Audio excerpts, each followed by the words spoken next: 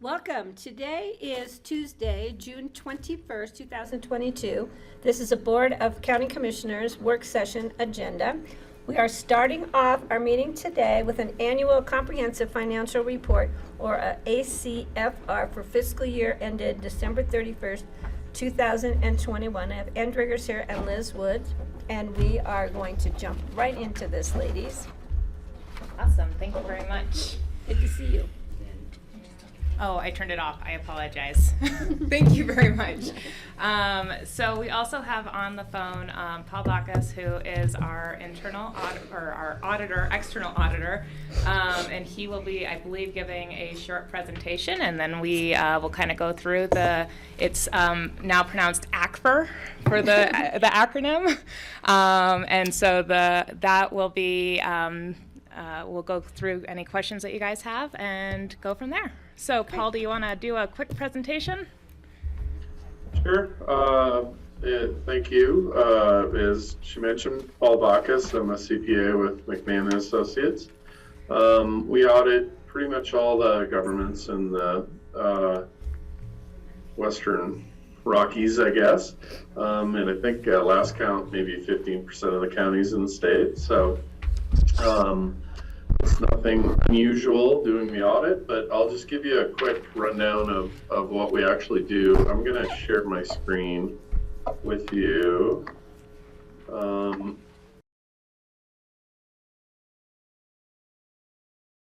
So this is actually our audit software, and I just thought it would be worthwhile for you elected officials to see what exactly we're doing. So when we do the planning stage, the majority of that is working through the internal controls. So you can see these are all the departments that we met with and went through the internal controls, whether it's accounts payable, airport, assessor, clerk and recorder, landfill, so forth, so on. Obviously the treasurer being a big one. But really what we're trying to do at that point is understand, how does money come in, how does money go out, and do we have any issues with internal control? Once we're done with that, that kind of helps drive some of the procedures we have. We read all your minutes and go through all your resolutions, and make sure we understand any financial decisions that you guys made. Then we actually come out with a team of CPAs for the second part of field work after year end, and we're verifying numbers. So as an example, this is your cash and investment section, and if as an example you had money with Cala Trust, we would scan that in and go, okay, they should have 16 million in Cala Trust. And we go through all the accounts receivable, amounts that are owed to the county. We want to make sure if money comes in, it gets deposited timely, coded correctly. Go through all your assets. Is it insured? Is it capitalized? Is it depreciated appropriately? Go through your expenditures. Kind of the older method of auditing used to be random samples. We're actually taking your whole database now. We actually pull in your whole general ledger, and we kind of risk weight transactions so that when we select transactions to look at, they're higher risk weighted. An example would be, we could pull your whole P-card database and say, give us transactions that are outside Pitkin County that were made on a weekend, maybe made to a higher risk vendor like Venmo or something like that. We take your payroll database and compare it to your employee database, things like that. Go through all your payroll. We want to make sure we're complying with our payroll policies, and what we report to the IRS is what you show on your financial statements. When you issue debt, there was a lot of promises that were made, and so we go through and make sure that we've complied with all that. Do we have the correct equity reserves as far as like table reserves and things like that? And then there's a lot of ballot questions that you had passed that have financial implications. We go through those, trying to make sure that if you promise the electorate to do something, we want to make sure we actually did it. And then there's a single audit process that is part of reviewing all the federal grants you receive. So actually, when I look, we have 780 different work papers in this, in Pickett County's binder. And so if Liz doesn't respond to you during audit week or anytime around the audit, it's because she's helping us get these 790 different work papers and put in here. So it's a lot of work that goes into it. The ultimate goal, as Liz mentioned, is the ACFR, Annual Comprehensive Financial Report. And look, it's, we have 780 documents scanned in, and the document itself is 189 pages. And the reason it's so long is it goes to a lot of parties. It's going to go to the SEC, all your bond holders, your insurance rating agencies, bond rating agencies, banking relationships, federal government for federal grants, state government for state grants. So that's why it's kind of lengthy and maybe a bit cumbersome. I'll just mention a couple items. It's covered by an independent auditor's report, and that report is an unmodified opinion. Some people refer to that as a clean opinion. It means all those parties that look at the financial statements can rely on them, and they're going to be materially correct. But rather than spend a lot of time on the audited financials, what I'd like to do is go through the board letter. So as I mentioned, we have a team of 5 CPAs that work on your engagement for, a significant amount of time. And with an entity the size of Pickett County, it's very common to have recommendations and comments. And quite honestly, if you don't have any, you probably should be more concerned by that than having comments. So with that said, take it in the spirit in which it's intended. This is a letter that's required to go from us, the independent auditors, to you, the governing board. And it talks a little bit about qualitative aspects of accounting policies for those of you that are not in the nerd herd or want that translated to English. That means, did we have any significant new accounting policies? We did. It really wasn't necessarily significant, but we did implement some changes on the fiduciary funds, but I don't think that's going to have a significant impact on the elected officials' view. And the second part of that is sometimes we have some hard to estimate items, like the closure and post-closure costs of your landfill. Maybe we have a legal liability, something like that. You have 3 big estimates in there. We assume we estimate that you're going to collect all your accounts receivable. You historically have, but that is an estimate. How long do your assets last? That's another estimate. And what are the liabilities related to the landfill closure and post-closure? Those are estimates. But that's true for virtually every county in the state. So I wouldn't read a whole lot into that. There were no difficulties in performing the audit other than one of our audit managers went on maternity leave and had a beautiful baby girl, but that was more on our side than your side.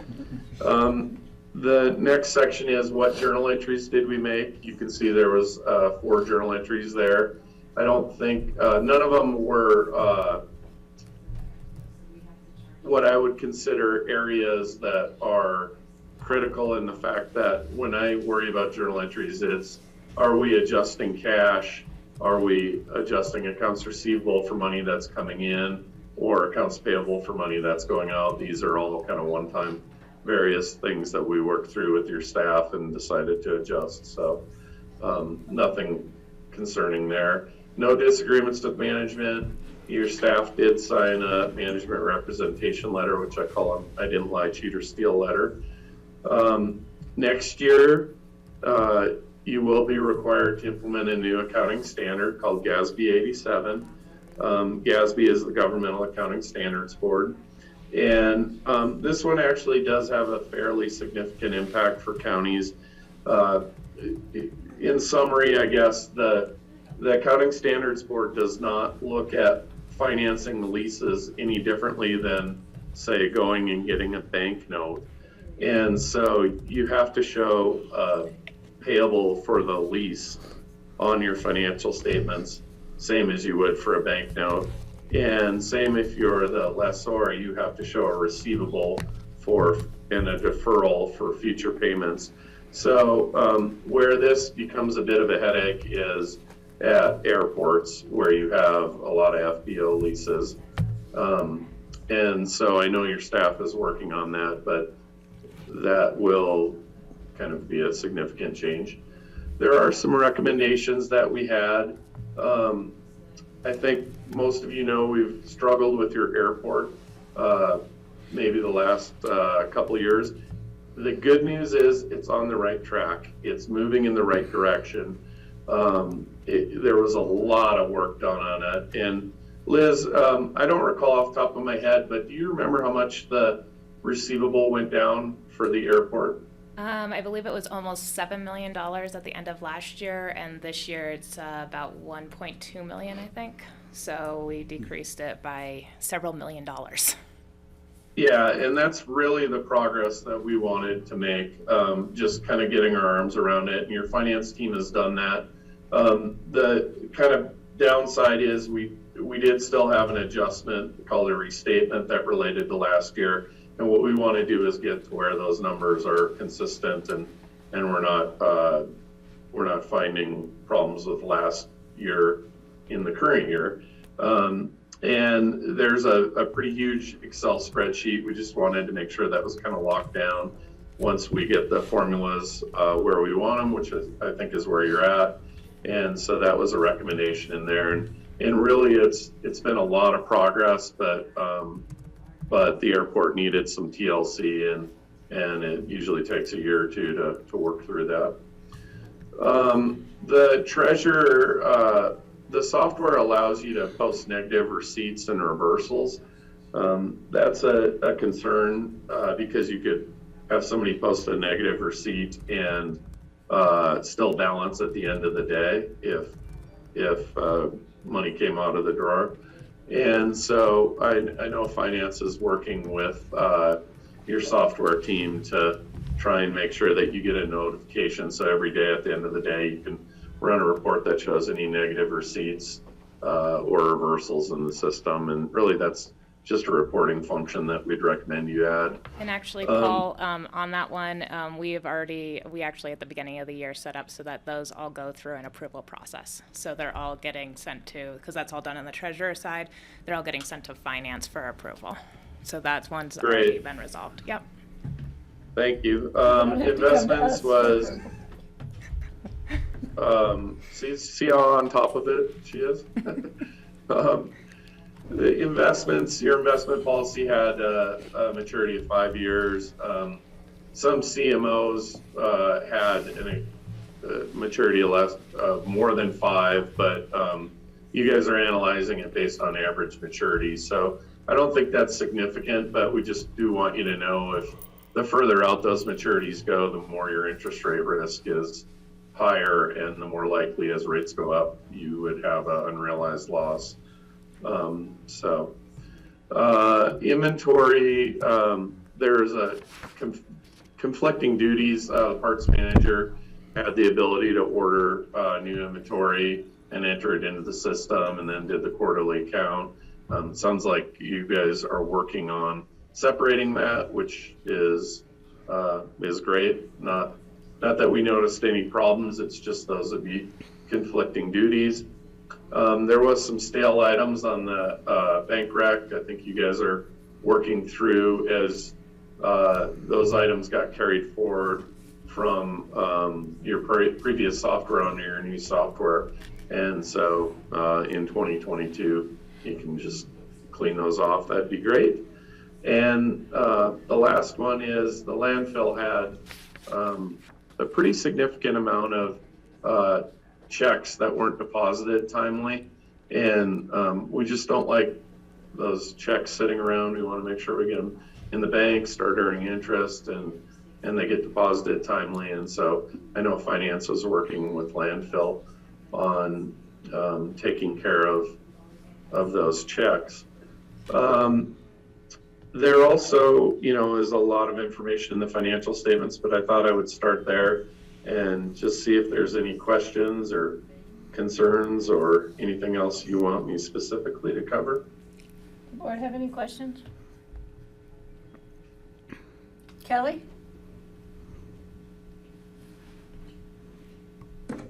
Thanks, Paul. If I'm jumping ahead, please let me know, but appreciate you. And I'm glad to see that over the years, the airport, reconciliations and processes, I think, are becoming more in line. That was a concern I had when I first came to office 4 years ago. So I love that. Thanks. I am wondering about, I'm struggling with how to read the chart on page 40 that shows the net operating position, and it looks like many of our balances are in the negative, which isn't how I've understood our budget to be. And so can you help me understand that, please? Sure. What page specifically are you looking at? The PDF page or a page in your packet, or? I'm looking at the report itself, and it shows up, let's see. Does it have a page on the bottom, like a alphanumeric?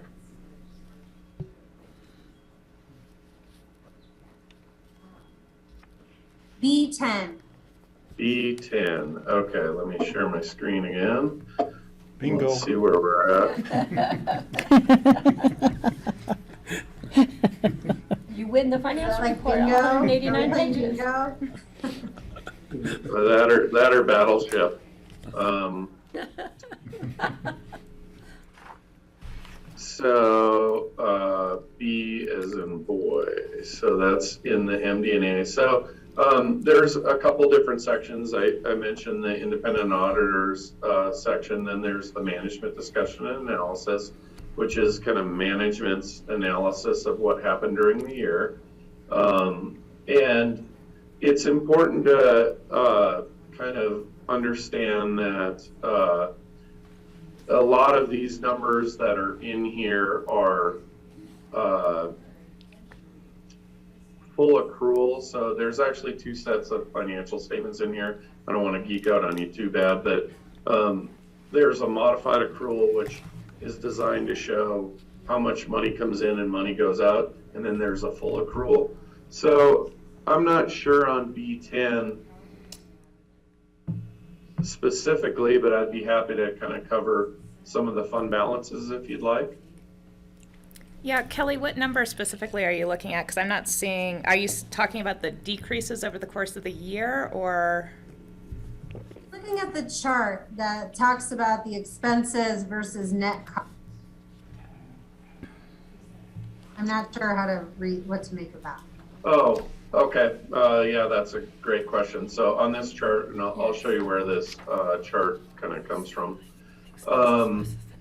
So let me just start at maybe a little earlier on the road. So page C5 is your governmental funds. So this is not proprietary funds. And you'll see here's your general fund, transportation, sales and use, open space, employee housing, capital projects. And then we collapse all your small funds together in this column. There is detail on the back. But you'll see revenues here came in of 111,000.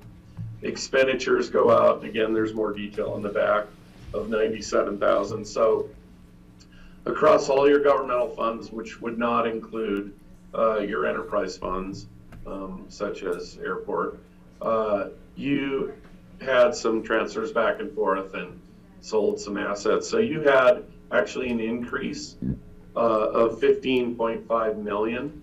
So the 15, let me see if I can make this a little bigger.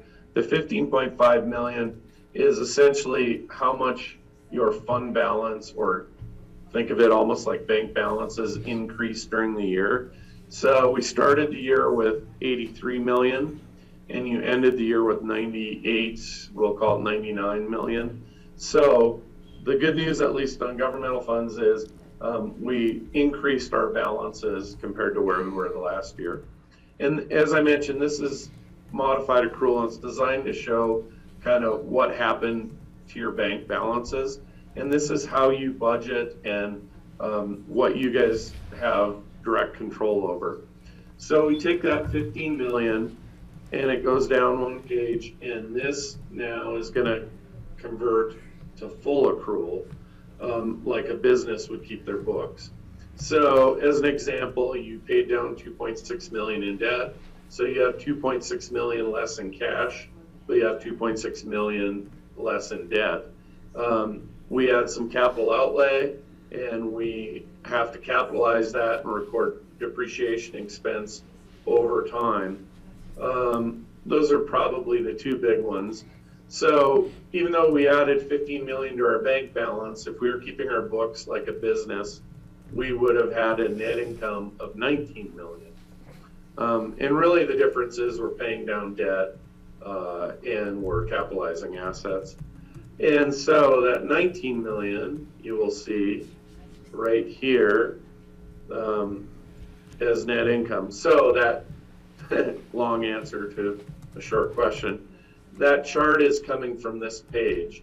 So how this works is you show your expenses here for your governmental activities, and what this is, this includes depreciation expense and all kind of your full accrual number, so it's not an expenditure, it's an expense. And then the question is, how much did providing these services generate in revenue? So we spent 95 million on general government. We collected 30 million to provide that. We got 7 million in grants. We got in operating grants. We got another 1.8 million in capital grants. So it cost us $55 million to provide your services: general government, public safety, public works, health and welfare, culture and rec. So how did we pay for that 55 million? And this is the net cost on that chart. Well, you collect taxes. So you collect 27 million in property taxes, 43.8 million in sales and use tax are the two big ones. So even though it cost you 55 million in net cost to provide those services, you collected 75 million in taxes to pay them. Therefore, you had net income of 19 million.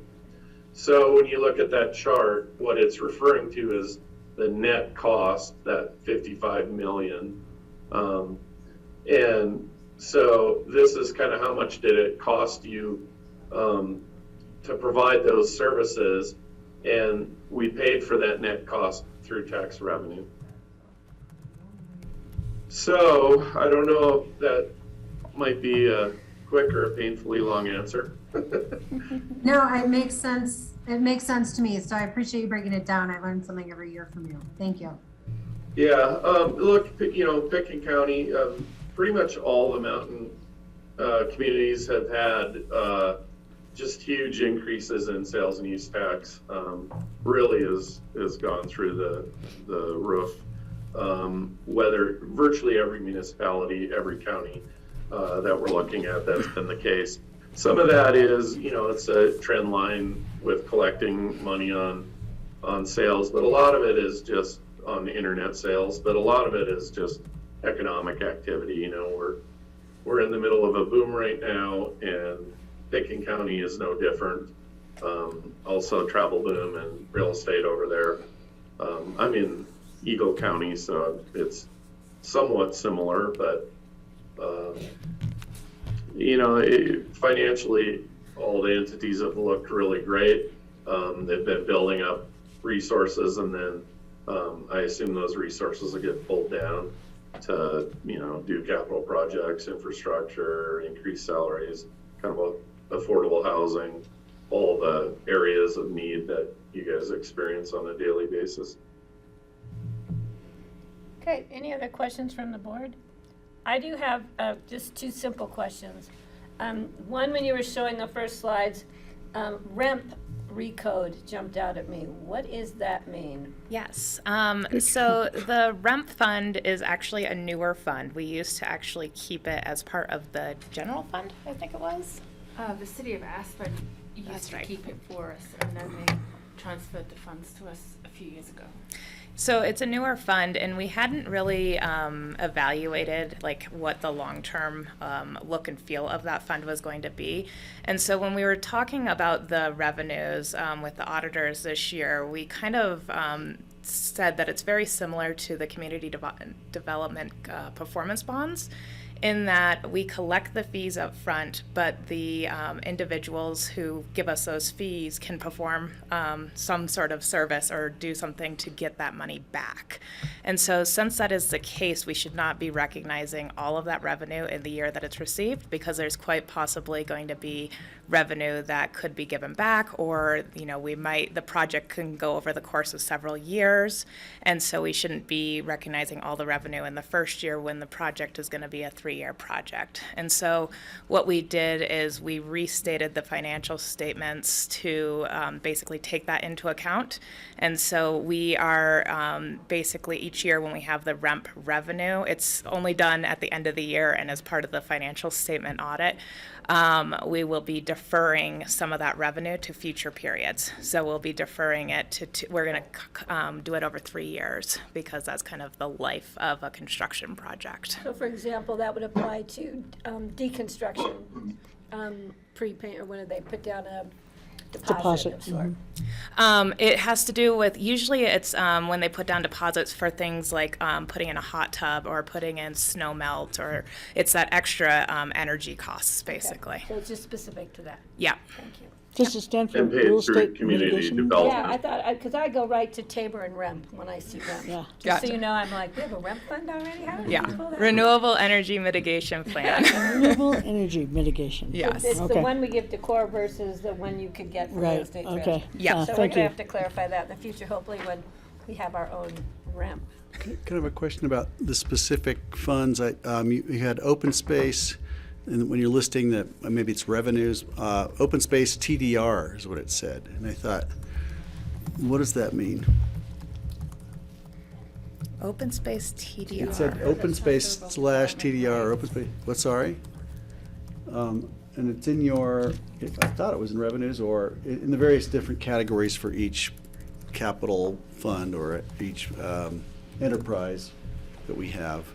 I was just going down the list looking at it, and I saw it was in the listing on a spreadsheet. I will have to look into that, because I'm not sure what It said that. open space TDR, and I thought, I don't understand that. Okay, that's not it. TDRs are trails. Yeah, that's not the one. Paul, can you search by TDR? Just categorized with TBR? TD. D. D as in dog. Greg, I you're don't see it in hallucinating. there, but It was one of the very first charts you showed us. And as we were looking it down, you were kind of showing us the categories. Oh, maybe in Paul's audit. Very possibly, software. maybe at the very beginning of the audit.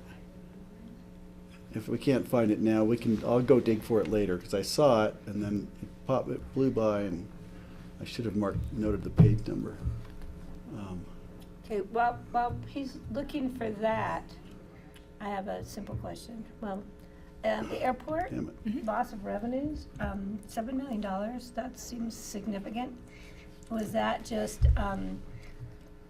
Lots of revenue? yeah, you were saying that, yeah, you said Oh. 7 million versus the 1.7. Oh, it's not loss of revenue. So what it is that at the end of last year, we had about $7 million of accounts receivable due, which means that we had not collected $7 million from customers at that point. Okay. So as of December 31st, 2020. And so throughout the 2021, we worked on collecting revenues from those companies like United and Delta and So we American. didn't lose them, we just hadn't collected them. We just yet. hadn't collected them So yet. hopefully And we so collect that's them why and we're get down most. to, we're always going to have an outstanding balance at the end of the year because December is a big month for us. And so we're always going to have, stuff that's due for December in January or February. But we had a huge outstanding from basically all the way back to 2016. That we worked on collecting through to 2021. And as of the end of the year, everything was from 2021. We had basically nothing that was materially outstanding from those prior periods Therefore, anymore. the difference in $6 million. Exactly. Okay. Yeah. I'm going, Which is now cash in the bank, so it's a lot better than being accounts Okay. receivable. Yes. Yeah, not lost revenue, but you finally are kind of current on collecting what you should. Accounts receivables. And, it's not Yeah. small dollars, so good job, finance team. Yeah. And I just wanted to also, and just before you ask any other questions, I forgot, I should have done this at the beginning, I apologize, but we have Julie Nelson in the room as well. She's our new controller. This was her first year going through the year-end audit process, so she actually took on a lot of the duties that I used to do. And so I just wanted to introduce her to the board as well. Welcome. Hi, Julie. So I apologize for not doing that at the beginning. I kind of forgot about it. Okay, so Greg, they're going to get back to you on your TDR. It was just a funny entry, and I was just thinking, is there something that I'm not connecting here with We're that? not- I'm looking for We're it. not giving ourselves TDR and selling them, Greg. No, we're not, but we'll have that conversation. Francie? Yeah, I just want to tell you guys, you just totally amaze me. I love numbers, but when I look at this and how you can respond to every question just right off the top of your head, it's really, really impressive how familiar you guys are with every aspect of the budget. And your presentations are always fantastic. Thank you. Thank you. Agreed. Yeah, and I should also mention that the county does a additional kind of level of reporting. So there's kind of two reports that governments do. One is called general purpose financial statements, and one is called an ACFR. The ACFR has a lot of additional information, and quite honestly, you're of the side that you should be doing an ACFR. It helps when you do bond issuances and stuff. But your finance team does submit this to GFOA, Government Finance Officers Association, and you've been getting the Certificate of Achievement and Excellence in Financial Reporting, and that's not a small task. It's hard to get. I mean, once you get it, you have to keep the train on the tracks, and we have a lot of clients that aren't able to do that, and you put another year of quality report together, and I think made a lot of progress on the internal control of the airport and things like that. So it was a really good year. And if we get it again this year, fingers crossed, which we'll be submitting for, it'll be our 40th year in a row that's getting Yeah, it. we- Yeah, 40. 40 will be, this will be our 40th, so Jeez. yes, You guys are amazing. But you really we are. just a little for a moment, just tell a little bit about the audit. You do all this, then you submit it to Paul, and then it gets audited again, or is he doing the audit? He's doing the audit, and so yes, we do all the preparation. We put this together. We send it off to Paul for review. He reviews it, and then we make changes. We go back and forth, and we get this final product that we're submitting or that we're presenting to you today. And then we submit it, as Paul said, to a bunch of agencies. But the big one that we're talking about is the GFOA, the Government Finance Officers Association, and they actually review it for completeness. And basically, there's a huge checklist that we go through of you have to present it in a certain way. You have to have major funds presented in a different way than non-major funds. So that's kind of why we have the format that we have. And all ACFRs look somewhat similar. So it's kind of like a standardization process. And that is what we then submit to the GFOA, and they review. They have an additional review. They're not necessarily looking for like they're not auditing our numbers. They're just looking to see that these are presented accurately and that they are in a format that is easy to read, basically, for outside entities. And when it comes to accounts receivables, like 6 years seems like a pretty long time to run them out. So what's standard for accounts receivable?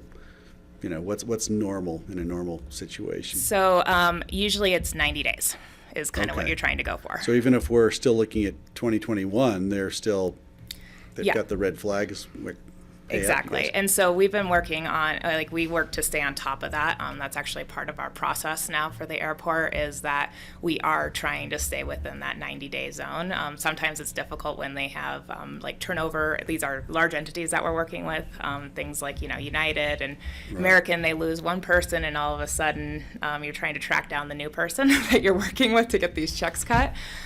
We have definitely worked with all these entities to, get better processes, making sure that they're kind of going to more like of a general, they're coming to us with a general email. They're not specific to a person, and same thing with them.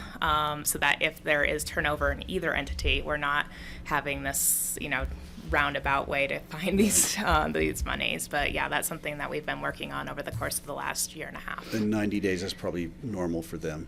Yeah, and that's pretty standard throughout, like, any business. Is not, it's you do an aging report, and you do 0 to 30, 30 to 60, and 90 plus days are kind of what you look at, and we try and stay current, but there are some times when it takes a little bit longer to track these things down. Right.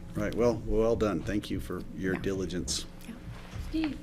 Yeah, that was, that was a significant issue. Those of you that have been here for past reports remember we kind of were crying, hey, airport is kind of going off the rails a little. And you guys made some personnel changes, put finance in charge of it, and I shouldn't equivocate, they have it cleaned up and headed in the right direction, so. Great. Thanks for that. Thanks. I think Steve had a question. Yeah, I've been thinking about capital projects that are unbuilt at this time, that we've maybe received money to theoretically build a project, so the actual money might be in the report, and yet we can't build the project because inflation might be running at 8% or whatever.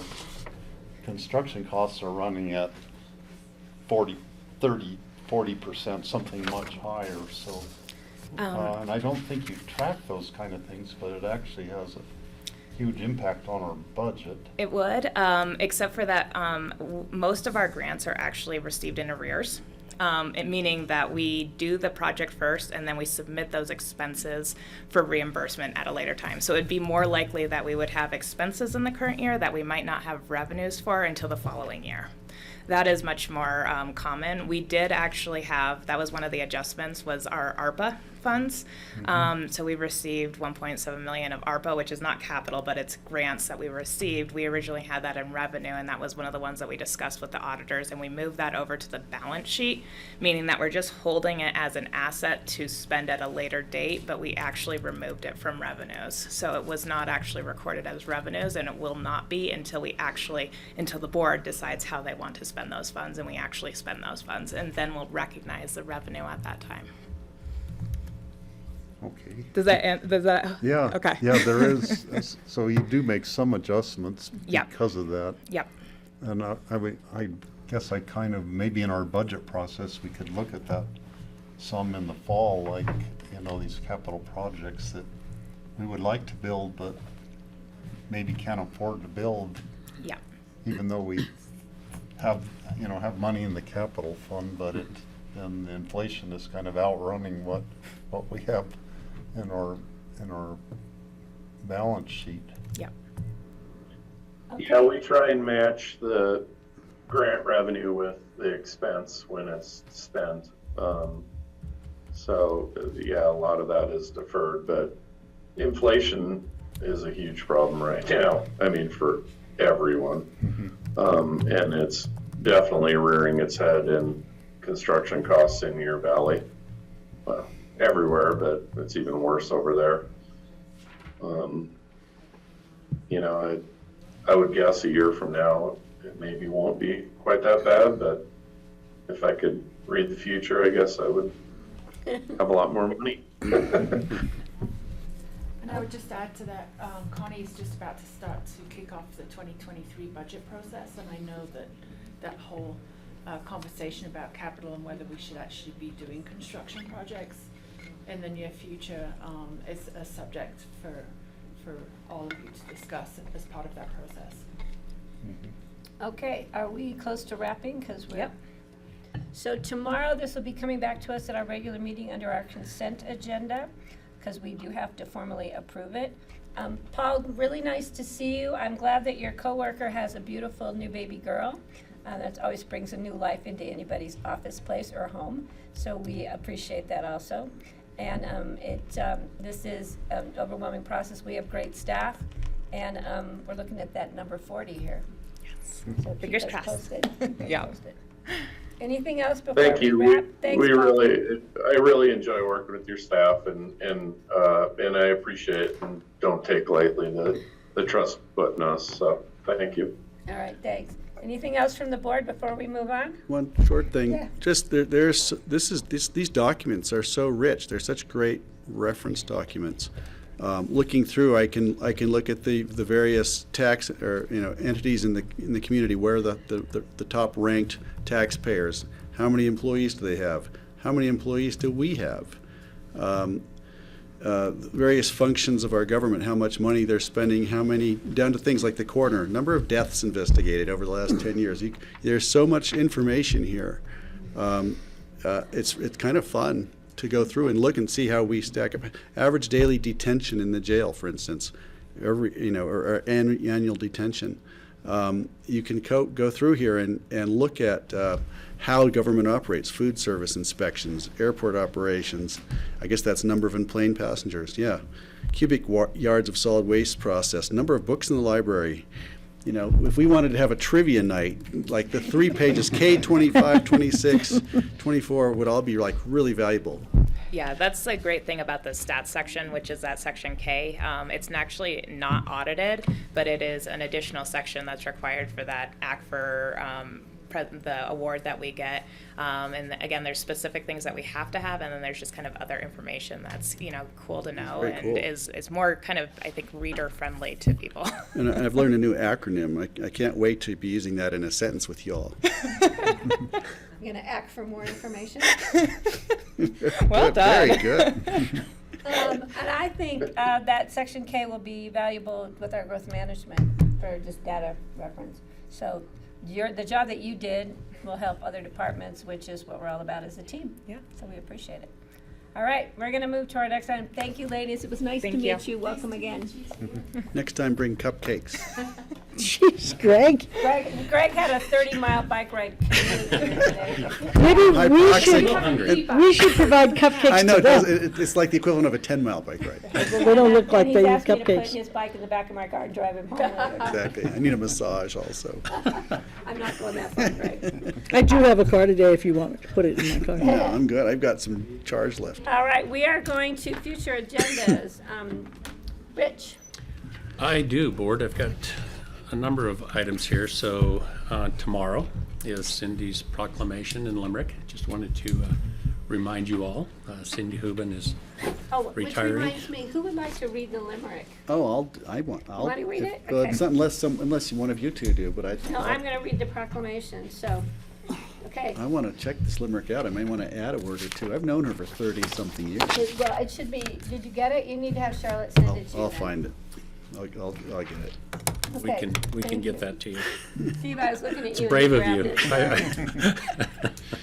it. And her retirement party is set now for July 18th at the Rio Grande Park from 4 to 7.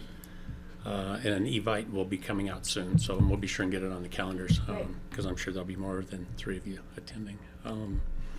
The employee picnic is set now for July 28th, which is from 11:30 to 1, and it's going to be at the Public Works Building this year. So. And I will be in Denver that day. I have a Well, doctor's bummer. appointment. The only time they could get me in the summer was that day, or I have to wait till the fall. So I'm trying to see if they can rearrange it. I'm not having much luck, but I'm working on it. If not, I'm gonna either do a pre-record or written and have somebody read it, but I'll let you know, I'll be Francie. there. Yeah. Great, Perfect. thank you for that, Patty. I hate to miss it. I'm the one trying to bring everybody back together, and I'm the one who won't be there, so. Well, this should do Ironic. it. Whenever you provide food, we should get a good turnout. love Let's see, that it's out CDOT, there. celebration for the completion of the 82 roundabout has not been formally set yet, but they are looking to try to get it completed by July 4th. They have invited reps from Pickens County, City of Aspen, and RAFTA to speak, so you may not have gotten that formal ask yet, but I assume, Patty, that you would speak on behalf of the board? Oh, I love speaking about the roundabout. Okay, it has to be positive. I was the only one who voted no for the roundabout in 1999 or something. Good, you Yeah. can be contrite then. I know, yeah. I can be very polite with duct tape over my mouth. And So will you keep me in that loop? I So- will do that. We'll make sure Marcy from our new communications. with Marcy, too. Yeah, she's on top of that. I think Brian Pat's going to speak as well. I know Raft is also going to have some representation. Could we do like So- an e-bike criterium around the roundabout, like 100 laps? If you want to delay the opening that much longer, I guess. I'll talk with Brian too. Okay, yeah, kind of together coordinate on your, that. your presentation. Sounds good. And then just real quickly, over the 3-day holiday here, we had an opportunity to make an offer on a 1-bedroom, 1-bath condo unit at Lakeside, 612 Lakeside. We've been looking for one, a 1-bedroom, 1-bath, based on the input that we've heard from not only HR for recruiting, but also the listening tours. We submitted a proposal and they accepted it just this morning. So on the 13th, you will see an ordinance, and it's a really quick turnaround. We will have time to do a 2-read ordinance and close on the 29th, which is a Friday after that. Okay, so just let you know that that is going to be coming your way. We do have the money available, so it's been appropriated. We're okay. Okay, we So have one Great. coming forward tomorrow. yes, you do. That's the one at That's Shadow Rock. yes, it is. We're purchasing one from a deed restricted unit Okay. tomorrow. So that's all I have. Great, wow. I'm gonna real quick, sorry we'll be there on Thursday, but I've been talking with Kara about the process for the growth management or Community Growth Advisory Committee and how we're gonna process applications. Closing date of applications is Friday, this coming Friday. So we're gonna follow a lot of the same process we use for the airport. Have the board have a packet with all the information in it and a score sheet like we did, and have the board go through them. And then we have time set aside for July 5th, I think, and for July 12th at work sessions. So we can, Kara would like to see if we can possibly get to approval of this board by July 13th. It's a lofty goal, but if not, we'll have to either have a special meeting the following week. We'll figure it out, but I just wanted the board to know that's kind of the direction, and I hope that's okay with everybody. And the Sounds good to me. Application period is It's closed, on Friday. ends this Friday. And so if you have any other thoughts about who you might want to see applying, I just reached out to some young architects in the community, young architects who were actually born and raised here, came back after school and now are practicing in the valley, to see if there's some of that young blood we can get on the board. So we'll see if any of them return applications. Well, you may see applications from 1 or 2 of my sons who are young and probably won't in the end agree with me, but they are deeply immersed in the development and construction, so we'll see what happens with Okay, that. perfect. All right, and I see Kelly with a hand up and a boy. How's he doing? Kelly's home with a boy who, He's very fussy today. Oh. High fever and upper respiratory infection. It's super fun and boogery over and there. it's hot. Okay, we're so glad you're at home. Yes. If we're done, I guess I'm wondering, I'm looking at the 29th, and I'm wondering if you think that agenda is gonna be built out further. I'm gonna drive down to Denver for the CCAT retreat that starts first thing in the morning on Thursday. So, I wondered if, I just wanna be clear about whether we're gonna have more to that day, or we think we'll end at 3, and what your crystal ball tells you, Pat. I will, how about if I get back to you on Thursday after we sit down and see what other issues might be coming forward? And we'll do our best to, we've had some really heavy agendas. Maybe we can try and have one that's not quite so heavy that day, Kelly. Or if there's more to add, if there's no objection to start at noon and maybe instead of 1, something like that. But Okay. thanks for your consideration. Thank you. Anything else from the board before we move on? Just about tomorrow, I'm going to stay here until Thank you. after the STR vote, then I'm gonna book it. You don't want to pass? I don't know how I'm gonna get down there. In fact, I might just go as far as Vail tomorrow, because I don't know how late we're gonna go, you know, One never knows. and save $150 at the hotel, which we all pay ourselves, so pay, you know, we're not supported by the For the state? CPW. Mm-mm. That's We interesting. pay our own. But anyway, I'd like to leave right after and not wait for board discussion and all Okay. of that, if that's okay with everybody. Yeah, unless there's something that's really pending, I'll let you know. I'll keep you up to date. But we're done after this summer, and then we won't have these conflicts anymore. All right, thank you, Nancy. All right, we're gonna move to board membership updates. I'll do mine really quick. The only thing I really have to report on right now is ACRA. And the food and wine event went off, as far as I know, well. It was an interesting group of attendees. Usually it's more fun to watch what people are wearing, to sit out in front and watch the stream of people. The fall, when they had the event last fall, the costumes were a lot more entertaining than this year, but the event was great. Weather was great, and the weather timed it, so when the grand tasting was over, the wind and rain came up, everybody cleared out, and then it cleared out for everybody to go back in. So, but I have a thought, and Rich, I'm gonna look at you. I would like to see if we can put links for ACRA, for the Snowmass Chamber, and for Basalt's Chamber on the county website. So if people are looking at coming to Pitkin County, I haven't talked to ACRA, I just thought of it this morning. Yeah. That would be a great opportunity for visitors who say, I'm going to Pitkin County, and then they could just click on the links for the 3 jurisdictions. Question. Yeah. How many people say that if they're coming here? Do they say, I'm going to Pitkin County or am I going to Aspen? I never know, and you never know what people might come up with these days. Can't hurt. But I think it would be a great opportunity even for people who live here who go, oh, I can go right to the Pitkin County website and click on ACRA. I haven't talked to those 3 jurisdictions, but maybe that's something that we can be thinking about. Do you want to reach out to them prior to us doing it, or do you want us to take that on for you? We They could may reach- have a way they're trying to channel things. Yeah.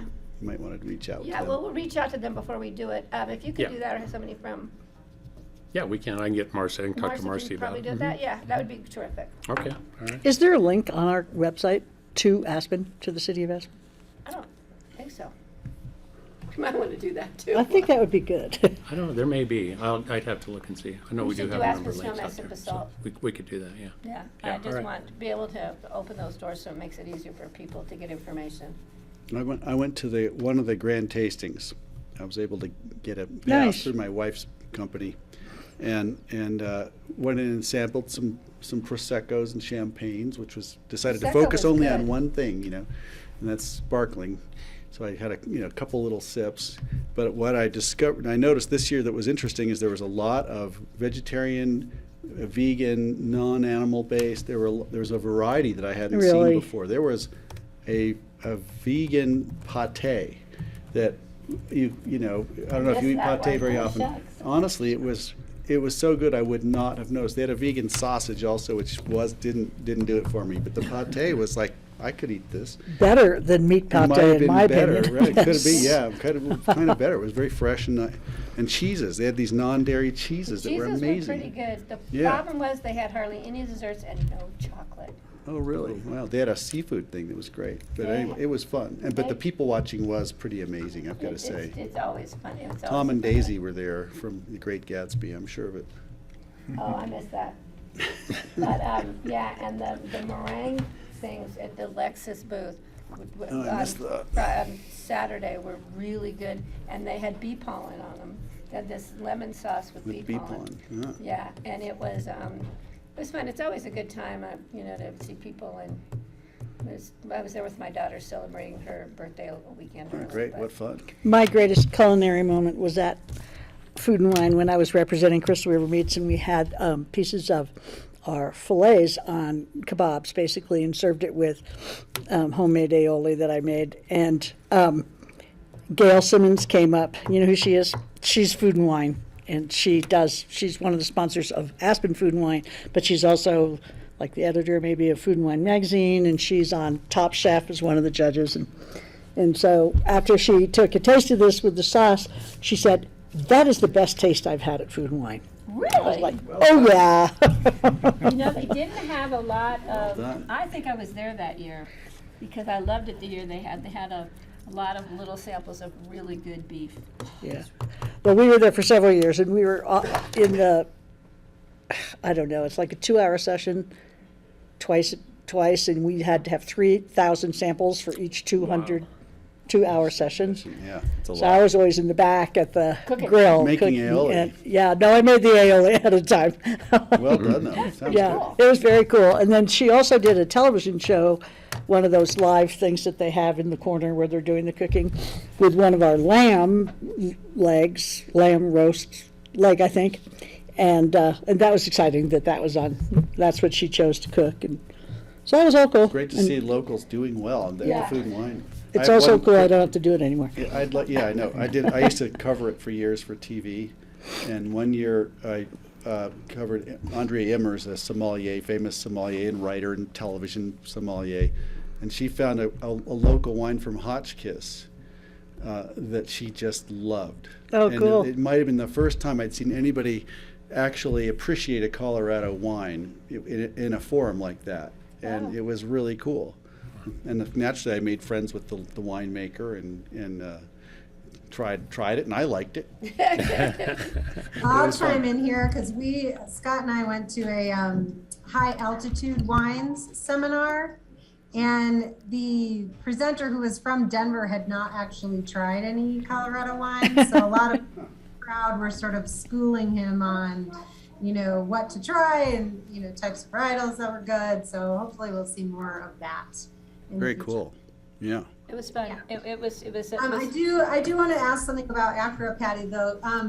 I understand that there was one of the Public Affairs Committee or something had a survey or a report where they interviewed employees and employers, around town as members of Acura, and I'd be curious if we could get either the report or a presentation about what the findings were on that. Did you look on their website?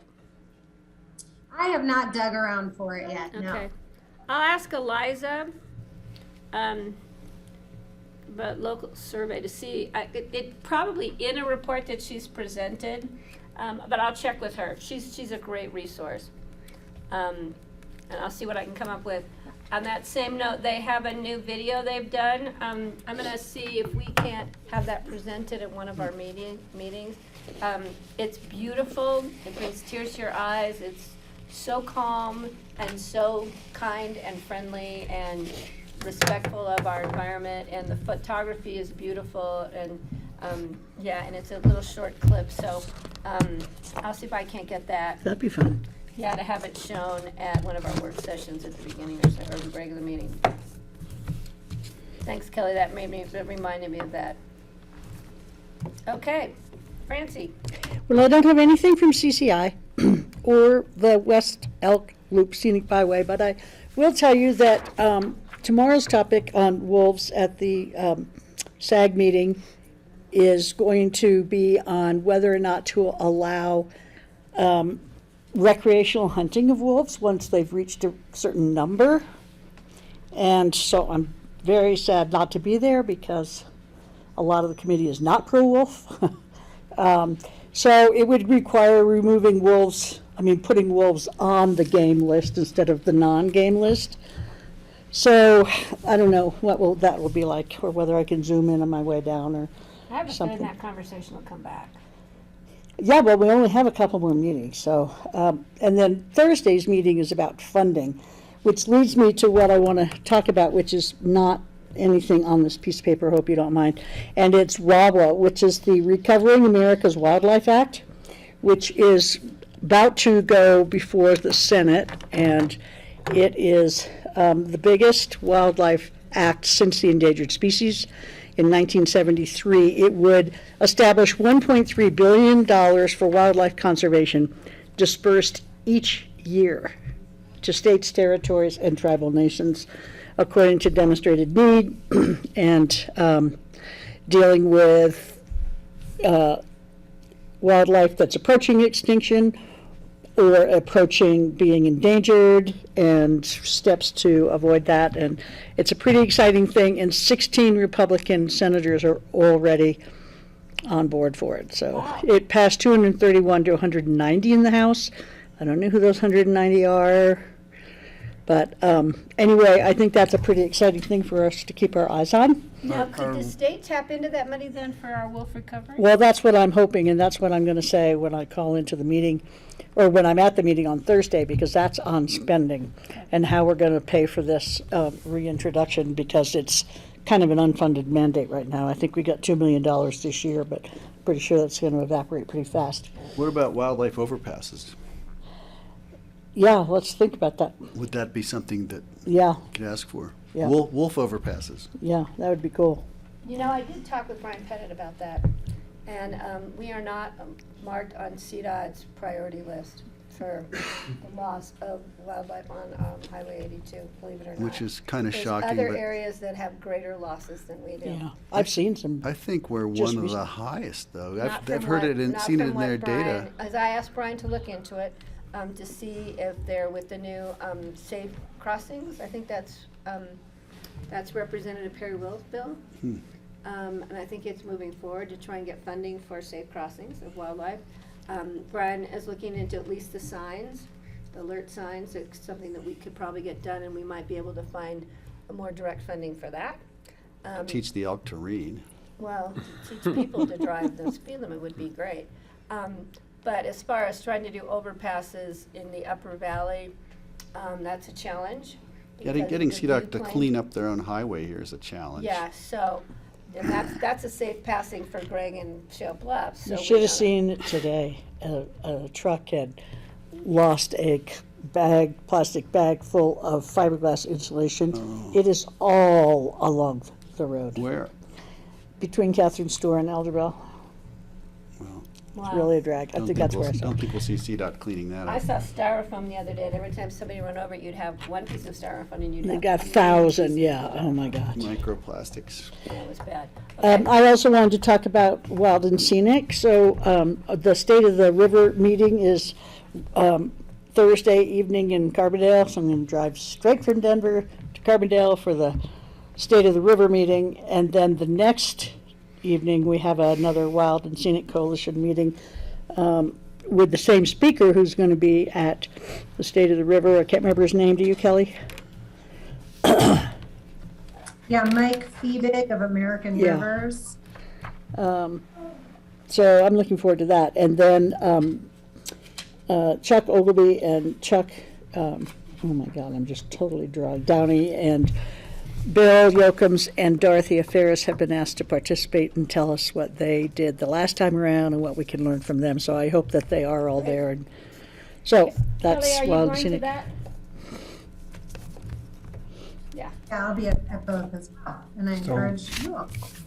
I'm gonna be at the State of the River Oh, on good. Thursday. We need to and notice that. We probably should notice it. Yeah. It's at Third Street Center in Carbondale. Well, I will have a 3-year-old and a 5-year-old. If you want me to bring them along, I'd be more than happy to. What, I might be bringing a what date 3-year-old is that and a again? 5-year-old too. It's Thursday, this Thursday. Yeah, I'm gonna be bringing mine to we're gonna miss it, to the agenda review meeting too. All right, France, anything else? No, that's it. Kelly, please. Yeah, things are pretty quiet on the CCI front. We will have to start thinking about what we want our, if we want to propose a priority bill for consideration. Again, this summer, that process usually starts in the summer, and then the whole organization votes in the fall on that. I can dust off our RET proposal again if we'd like, or if there's something else. So you guys can maybe start brainstorming all So- of that. On And that, then, Kelly, just a moment, yeah. the July 8th is the deadline for us to submit a bill from Picken County, and they will start discussing them on July 15th, so if we Oh, want to have a bill, Steve. we need to put that kind of high up on the list to do. Ret, and ret again. Forever. I'm gonna do it this next 4 years. Yeah, do we want to maybe just flag this for open discussion for next Wednesday, and then we'll Yeah. that up? I think so. Thanks, appreciate that. CCAT has their summer retreat happening next week, so I don't have a lot to report. There's been all's been sort of quiet on that front since the legislative session ended. It's okay. And then APSHA, I would say we had been talking about having the APSHA director come and present to us, I think was some of our interests. So I just want to check in on that. They are circulating a survey about right sizing. So they're surveying the whole database of owners that they have, asking people, what incentives might interest you to fill any empty bedrooms that you have, or in the future if you expect to have them. So that'll be interesting to help guide that conversation for how we maximize the current inventory. And then APSHA's taking a little bit of a break over the summer. They have some staffing limitations right now with pregnancy, parental leave, and then positions they're trying to fill. So staff has just asked that we go to one meeting a month for July and August. So that's part of what we're doing. We did this whole process with the Woody Creek Mobile Home Park about trying to figure out, can you guys hear me? It's so Yes. I distracting. can hear you. It's not, It's fine. He's fine. It's fine. Okay. I have 2 dogs and my son. It's crazy. Okay. So we did this process with the Woody Creek Mobile Home Park where we wanted to propose to them a pilot project where APSHA would essentially use their right of first refusal that is in the current deeds and more recent deed restrictions to buy any mobile homes that have kind of reached their end of life. And these are units that they're not what you would call neglected, like people have done the maintenance over time. There's not been sort of just, total neglect of it, but it's just a unit that has lived its full life. And that was met with a lot of, I think, cynicism and mistrust that community has for APSHA, and kind of just the long-standing interactions with APSHA and some resent over the deed restriction in general, because they feel like they've repaid all of their debts and loans that were given to them, to make that a subdivision on its own and its own neighborhood. And so we're not moving forward with that project at this time. I think APSHA will consider sort of one-off negotiations with individual sellers.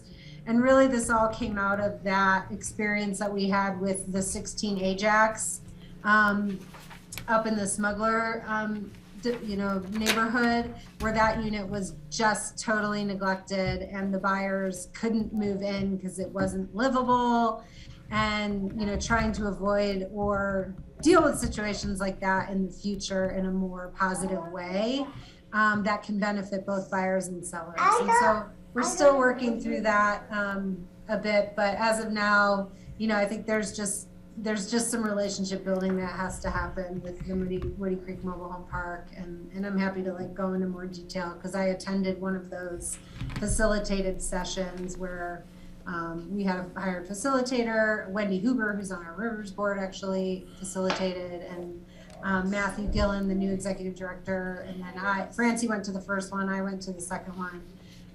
With the neighborhood to see if there was a path forward on this, and right now there doesn't seem to be without more significant relationship building, I think, there.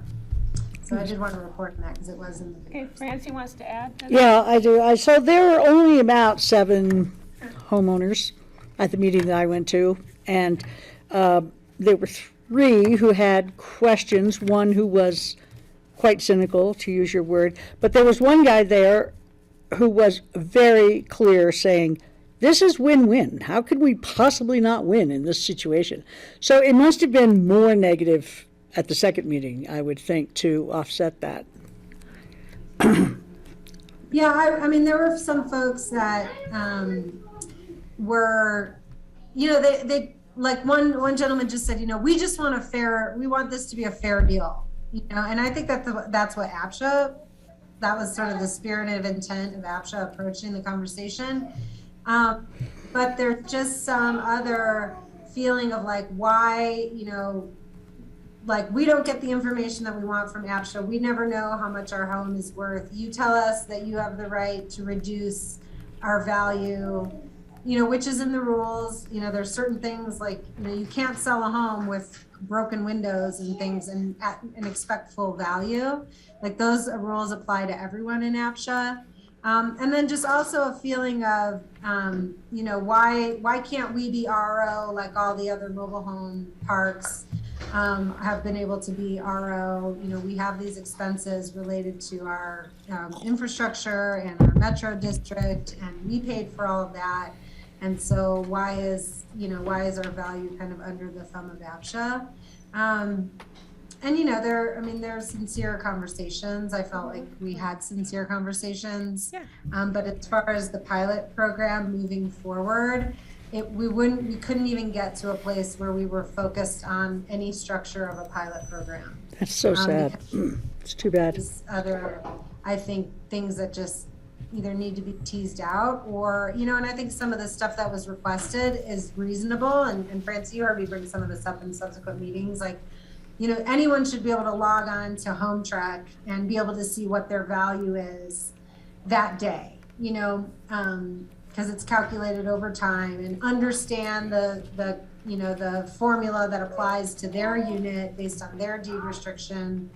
And of course, all of that is with a you know, some reservation of like, okay, well, that's what your maximum resale value is, but you're not guaranteed your maximum Right. resale value.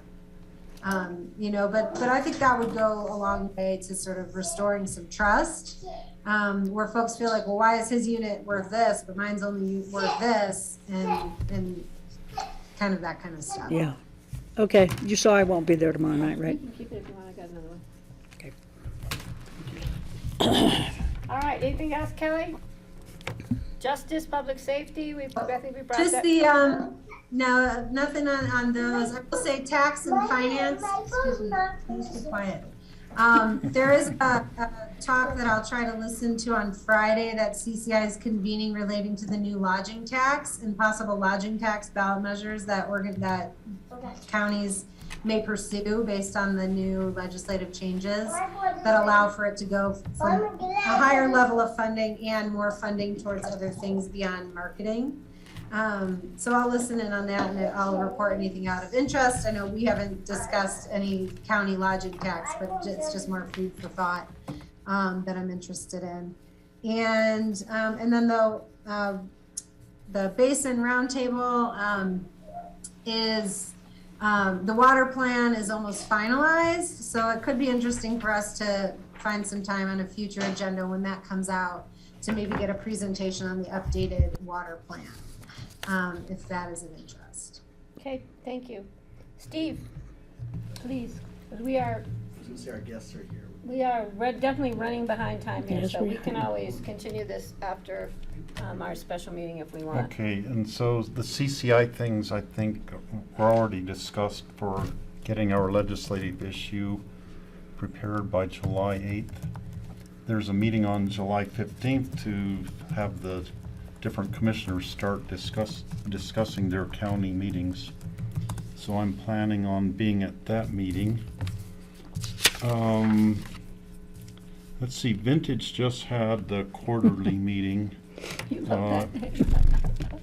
and it was a virtual meeting. The next one will be in person in September in Steamboat Springs. So Routt County is just joining the Northwest. They're already officially a member of Yeah. Northwest COG. And so we're having the first in-person meeting in a long, long time is going to be in Steamboat Springs to kind of have them host us and welcome them into Vintage. So we're excited about that. Club 20 has the summer policy meetings coming up. The first ones are at Fort Lewis College on days when I have conflicts with other meetings, so I'm figuring I just won't go to that.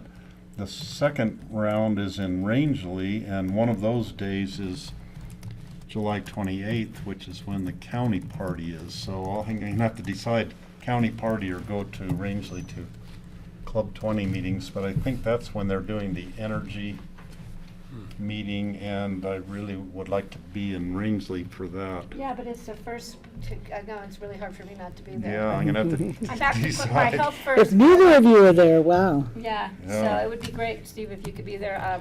There's only so much I can That'll do. just be a tough choice to figure out. Senior Council just had a meeting, but I missed it because I was headed to Colorado Springs last Wednesday to go over to the Aging Conference. So the Aging Conference, Future of Aging in Colorado, was held in Colorado Springs, just a one-day conference. And so it was a joint meeting of the Strategic Action Planning Group on Aging and the Colorado Commission on Aging sponsored it and organized it. So I was one of the co-chairs of the conference planning committee. We had a lot of meetings in the last 2 months getting ready for this.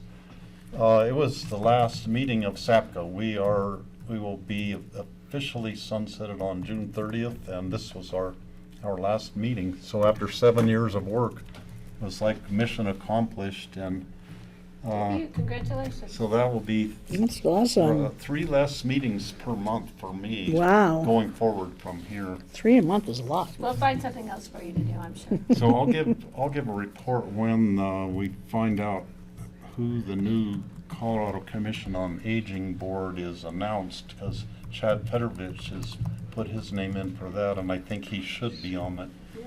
because he's the vice chair of the current CCOA. So that's it for now. Do we have, is Cindy Hubin to be here? We've got know if Kevin she- Warner. I don't see No, Cindy. Cindy online. She's I in-house. can go. Yeah. Is see she if up there? She's available. Yeah, that would be great, because we do have our next items, and we have Kevin online. But Greg, if you can. do it Okay, if we're now, waiting or- for Cindy, I'll go quickly. Don't want Yeah. to keep you guys sitting there any longer than necessary. CC4CA had their board retreat, which I missed because the raft retreat was scheduled on the exact same day. But I did recently just testified before the Oil and Gas Commission on behalf of CC4CA and Pitkin County and myself last week, so I'm still active with them. CORE is, we've been very busy. We had a full day of meetings yesterday interviewing 2 CEO candidates to lead CORE. We have 2 excellent candidates, and we've got a plan in to offer the job to one of them, and I'm going to try to figure out how to keep the other one in the background because they're both so good. It'd be really great to have them both helping us in one way or another. Mona's party is, and I think it's Oh, on the day right. when we have a I'm out of meeting. town. I can't do it. I won't be there then. On Mona, yeah, there's a, is it the 18th? It is, We have something else going on that day. looking, Well, I'm gonna keep moving. We had the QQ retreat this last, was it? When Thursday. was it Thursday? Thank keep you. track That of it. Kelly and I went over to Crested Butte for the QQ board retreat.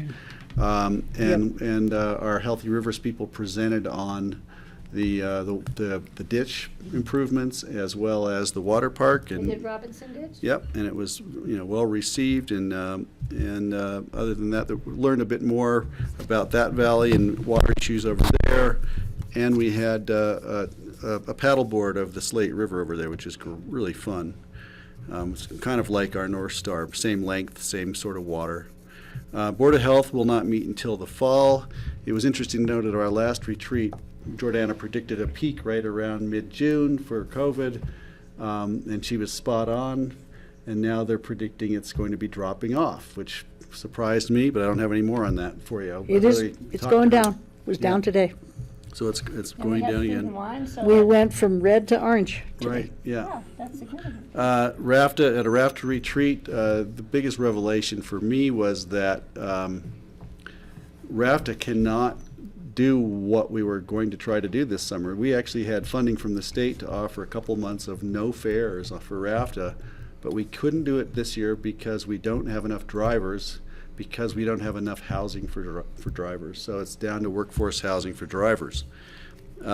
We can save that money and use it next year. Oh, good. So the RAFTA has a full court press for innovative ideas for housing drivers, and I've encouraged them to use some of the things that Pitkin County's done with shared ownership and partnerships, things like that. And they're looking at some, and they've got some good opportunities coming online. You know what else? Vail is just starting a program, I think it's Vail, could be Eagle County, where they're helping with rents and deposits, and it's like. Right, yeah, So Summit that- County's doing something like that, yeah. So that might be really important for RAFTA to look I think into. we should all look at that, yeah. So if you could pass that on to Dan.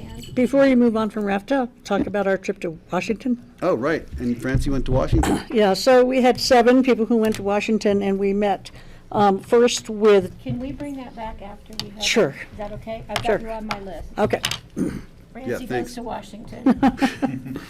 All right, since we have everyone here, and we have time after the end of our special meeting where we can, I've got you guys on my list, I'm not gonna forget you. So Cindy, if you would like, and we have Kevin Warner here also from the U.S. Forest Service. Oh, is he on? Mhm, Okay, good. Good. Well, thank you. I'm Cindy Hubin, Community Development Director with Pitkin County. And with me, I have Dale Coombs and his son-in-law, Casey. And Dale and Casey, along with Gail, Dale's wife, have purchased the lease from the U.S. Forest Service for the Horseshoe Bend Lodge up in the Frying Pan. And I don't know if any of you guys have been there, but you have to go almost all the way to Hagerman Pass, and it's on the right, and it winds down. And there's about 40 acres that are part of this property. It's been a long-standing property with the Forest Service, and has been, and I'll let Kevin explain more if he wants to, but it's been a long-standing property where ever since I can remember, there have been various leases on the property for, I guess, dude ranch style accommodations and horseback outfitting, that type of thing. So I know that with the Forest Service, you know that we have jointly prepared in other cases, and Ashcroft is a good example, where we've worked together on Forest Service lands, but privately owned property as far as the buildings are concerned. And so that puts these guys in a little bit of a different situation than most of our applicants, because they not only have to work on our permitting, they have to work on the U.S. Forest Service permits and getting those done. The Forest Service has already given the property and the applicants their special use permit to begin to upgrade some of these structures. There's 6 cabins. There's a couple lean-tos that are more storage type lean-tos. There's a corral and a barn and an older cabin or two older cabins that have been used for storage but may in the future become, a little gift shop or something like that for the people on the property. There's a lodge, and in that lodge there's an eating facility with a commercial kitchen, and then two bedroom units that have always, or not always, but as far as we know, have been used by staff who help run the operation.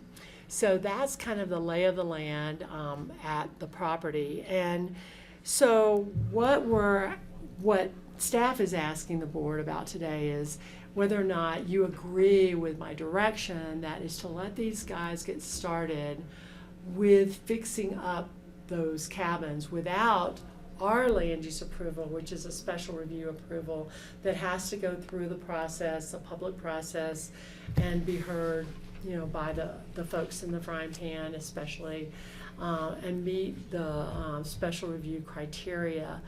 The Forest Service, like I said, they've given this special review permit to allow the Coombs to get started on improving those cabins. Right now, I don't know exactly the condition that they're all in. Brian Paul had gone out to the property and doesn't think that they're super hazardous, but they need to be fixed up for guests. And the agreement would be that it's anything that happens is at their own risk, both sweat, labor, and financially, until they get their permit approvals through Pitkin County. But this would mean that they would be eligible to get building permits, because the Forest Service would like to use building permits from Pitkin County to ensure that things are done properly from a code perspective and a safety perspective. So they'd get started on all of that, and then come back through our special review permit process, which my understanding is you're underway with that, with Suzanne Wolf, and we'd start with that. So that's my first question is, are you okay with that direction, that we allow the Coombs to get started on improvements to the property at their own risk, pursuant to the approvals the Forest Service has given them to date? And then this, it's something that I probably could have done administratively, but it's a little bit different. So I wanted to make sure that the board was in alignment with that. Francie? So you're asking us to approve the ability to get building permits even though they actually require special review before we do the special review, and I'm wondering why we would bump these guys up so far. No offense to you guys at all. Right. Because of the timing with the Forest Service permits, just trying to keep in sync with our partners in the Forest Service. Because the Forest Service, and I'll let Kevin speak to this, but their mission, their charge is to have facilities available to the public. And these have been facilities that have been deteriorating over the last several years without any maintenance. And the Coombs wanted to bring these back up for use by the public and that operation. Plus, it's a very short summer season up there. Mm-hmm. So if we waited to get through our special review process, that have another winter of deterioration on Mm-hmm. the property. And would the building permits also be expedited? Well, to make that scenario happen, that need to be. Okay. To get them started this year, yeah, So- this summer. Kevin, you look so serious there. I'm gonna let Kevin go ahead and then bring it back to the board again. Thanks, Patty. Hey, I'm joining you guys from Marble today. Wow. So, hello from a little bit part of Gunnison County. Yeah, we're in support of Dale and Gail moving forward with getting the opportunity to start fixing up the cabins and getting them at a point where they're that one step closer to being able to operate as a business. The sale of the infrastructure. So Cindy did a good job of saying, okay, the land is still Forest Service land. It's the infrastructure and the buildings that the Coombs has purchased, and so we're in support of helping them in whatever way can be expedited to get that part going. We've got a long-standing relationship with Dale and Gale. They have two outfitting guide licenses with us, and they've been doing that work with the Forest Service for quite some time. So we feel pretty confident that they'll be incredibly respectful of the process for trying to do this and trying to do it in a way that works. They're not looking to expand or build new stuff at this point. They're really just trying to get the existing infrastructure up to code and compliance, and then do that. So we're just here to support those guys. Great. And it's a great opportunity to get I'll call it a different experience for folks on national forest lands. So we don't have a lot of these types of overnight resorts. This is a small one, but it's a good opportunity for folks who aren't into maybe camping, but would like to have just a little more structure and a little bit more of a roof over their head. Great, thank you. Thank you. Okay, I'm gonna bring it back to the board here. Or do the applicants, would you like to say anything before the board asks more questions? It's your time. Well, basically, I'd just like to say my wife and I have been in our valley since 1976. We have a very special feeling for that place. We managed this ranch for 5 years back in the 70s. It's a beautiful spot. It's a piece of heaven for us. And we would like to have the opportunity to get it operating again like it used to be. And so we're looking for any type of help that we can get to do that. That's just personally. Okay. And you, sir? The son-in-law over here sitting so quietly. No, not much. Just, it's an opportunity for Dale and Gale to kind of redo what they did. Also, my wife and my kids, my young kids, a future for us. We found photos on this property all the way back to like 1910. So it's operated in this capacity ever since. The few years it wasn't, the previous owner tried to change the intended purpose of the property. And so that's kind of what stalled out and nothing happened. And we just want to reinstate the intended purpose of the property. Thank you.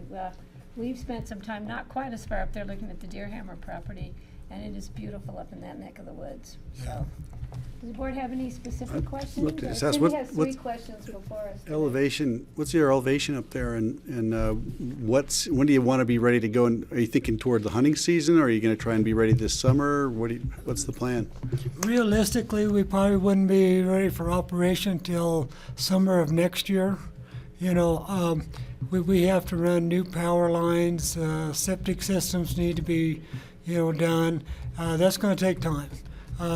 We also do our outfitting operation up there now, so we can't devote full time to this project. But realistically, I don't think we can be in operation till next year. Next year. And it looks like you've got some great wetlands and the river running through it and that pond.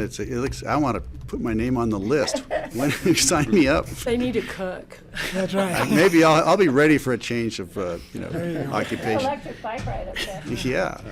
Well, If you come to visit, bring a pair of gloves. We'll put you to work. put you to That's work. my favorite kind. And how close are you to the old road rail line? I'm wondering, was this ever served by rail? We're about a mile from the main frying pan road, Okay. which was the old railroad line. Got it. Well, it looks really great. But it was kind of interesting. This lodge and cabins was started when the railroad was there, and that's how it was serviced was with the railroad. So, yeah. Right. Fantastic. Good Yeah. luck with that.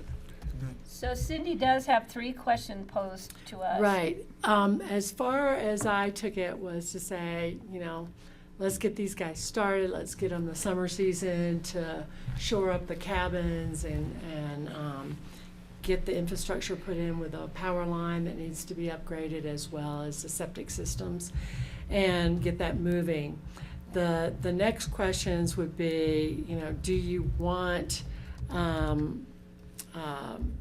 us to give the expedited permits for those structures, as well as do you want us to expedite the special review for the approval to operate the facility from Pitkin County's perspective. Now, they still have to go through, I think it's a 20-year operating plan Right. with the Forest Service that has not been issued yet, Right. but they're in the works with. So we were trying to parallel, the operating plan with how that gets approved with the Forest Service and what gets approved with Pitkin County so that these guys could get into business right about the same time with those approvals. That special review application, as far as I know, you're still working on getting that in. There have to be some surveys and that kind of thing pulled together to get those applications in to us.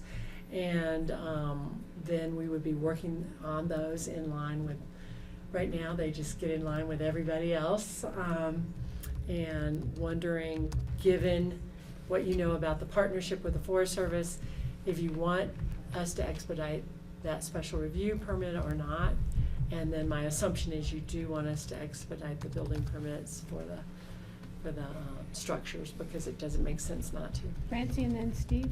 So you're not talking, Dale, about adding any structures or any square footage, you're just talking about making these buildings inhabitable and safe and serviced by electricity?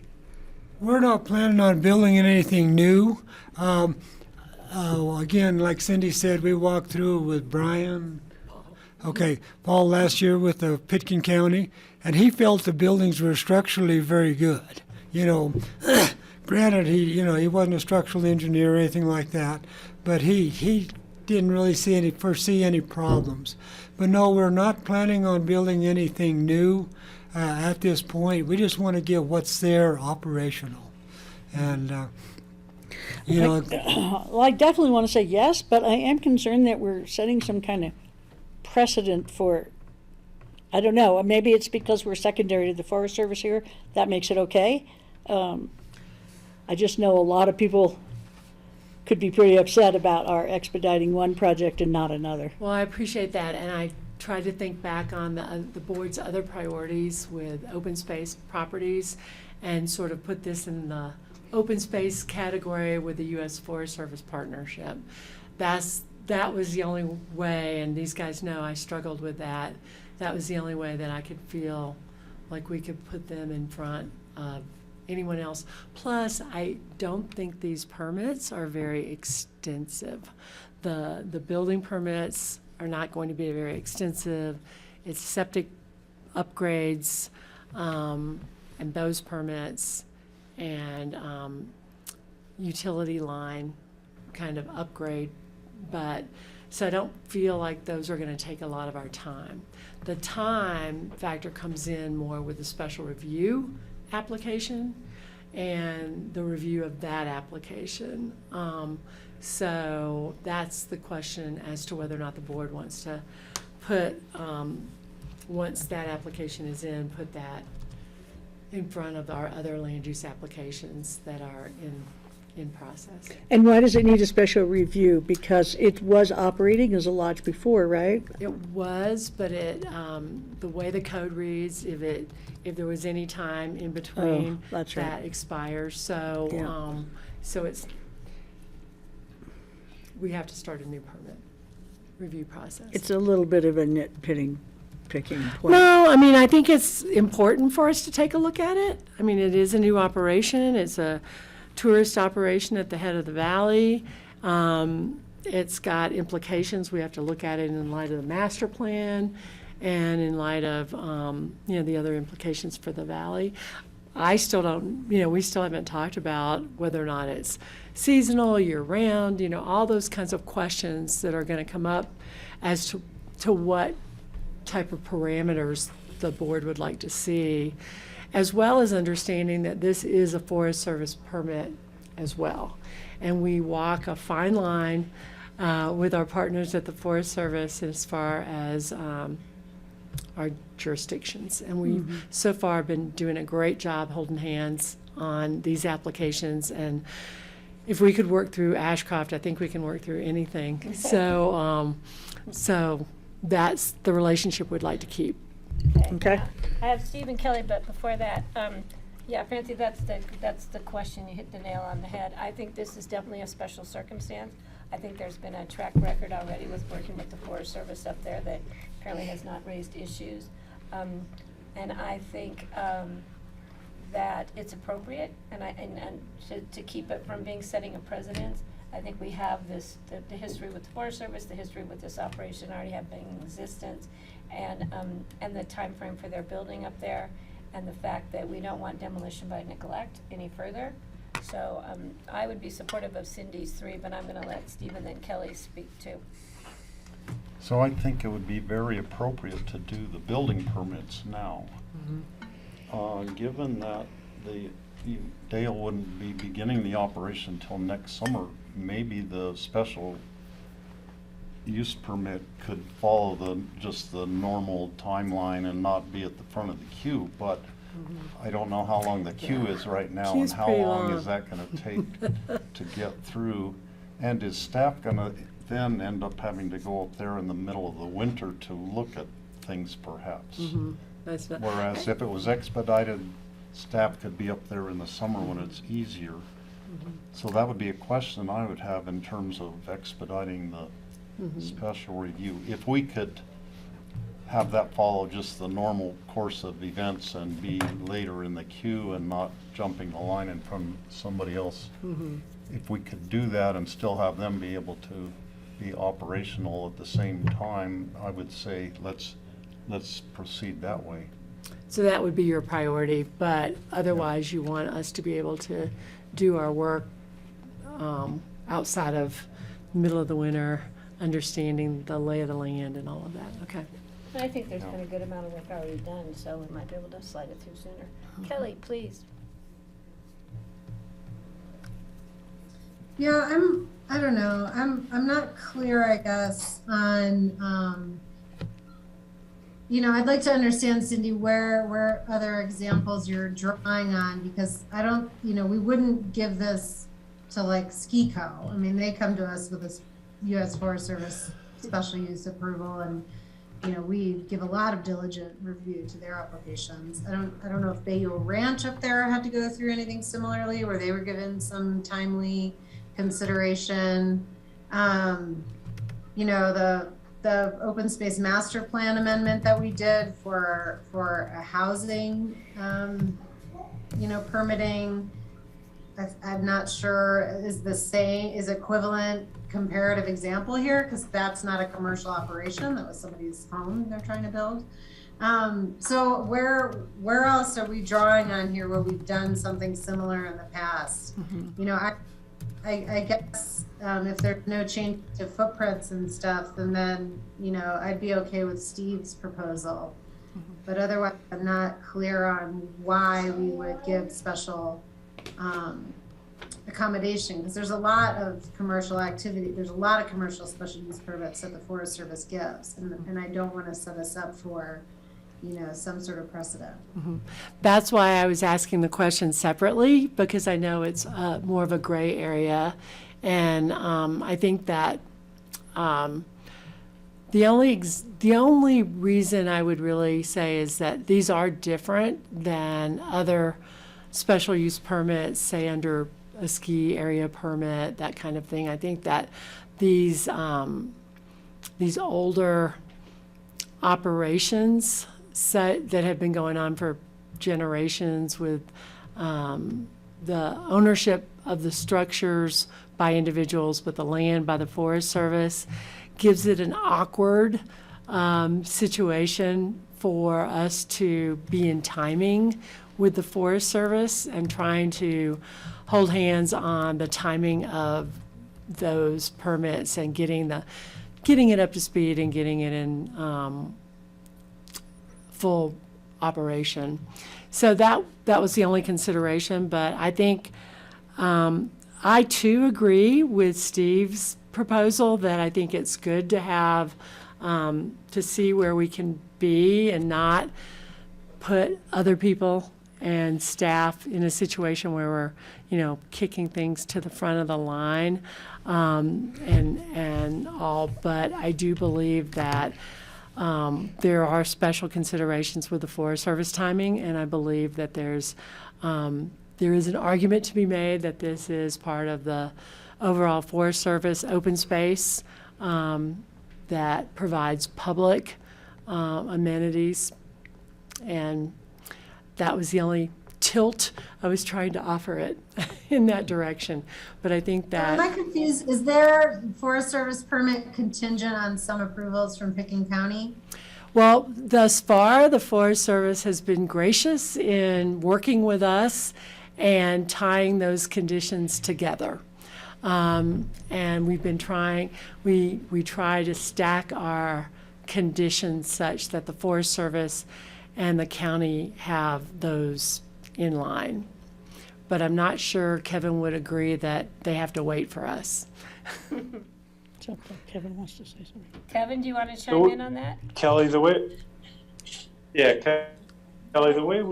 we try to work on this is that we administer the permitting of the land and the special uses that occur on there, and we ask that the proponent, in this case Dale and Gail, work with the county in this instance to ensure that the facilities, which are under their ownership and not under Forest Service ownership, are safe and meeting all code compliance for the public. And so that's where that cooperation comes into play between the Forest Service and the county there. Okay. So the fact that Cindy has fractured out the questions and the needs, and Cindy could do this administratively, I'm going to suggest that we move it forward with the building. We're not voting on it, we're just giving. Yeah. That we move forward the building permits, and that we just work hand in hand with the Forest Service as to the permitting process, and if we feel we need to expedite something because of the timing, then Cindy can use her discretion and move it forward if need be, or hold it. But again, we don't want to have this get caught up in the middle of a heavy snow season, which we would love to have, and have it not be accessible to staff and then further delay. So you can't, foretell what the weather's gonna do in the middle of winter, but I think you have a better handle on what's happening in your department. Right. I think it's good because we can balance the need for that type of a site visit and all that kind of thing. So we'll work as closely as we can with those approvals and with the understanding and the hope that we can be in the right timing to get these guys going next year. One last question. Yeah, please. So if I were wanting to fix the electricity in my house internally, would I have to get a permit from Pickens County to do that?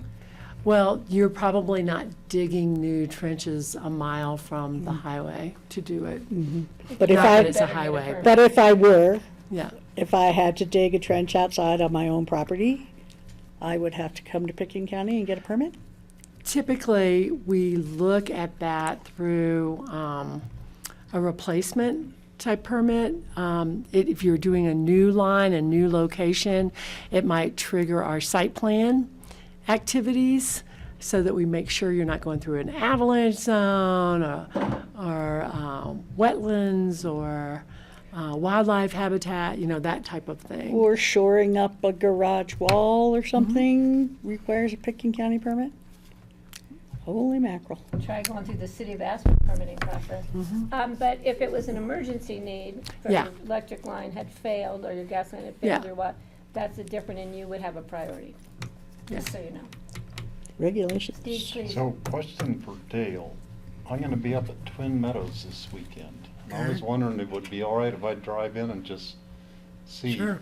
I've never been into the Horseshoe Bend Guest Ranch, and I've been really close to it a bunch of times, but would that be okay? I don't Yeah, know that's if fine. there's a You lock bet. gate going in there, or, I don't know if anybody will be there, but you're sure welcome to, walk around and take a look at it, Bring your gloves, because they'll have a project lined up. That's for you. right. So this says horseshoe bench, but you say horseshoe bend. Bend, does it say bench? It says bench. Bend, okay. Horseshoe Bend. We're renaming it while we're here today.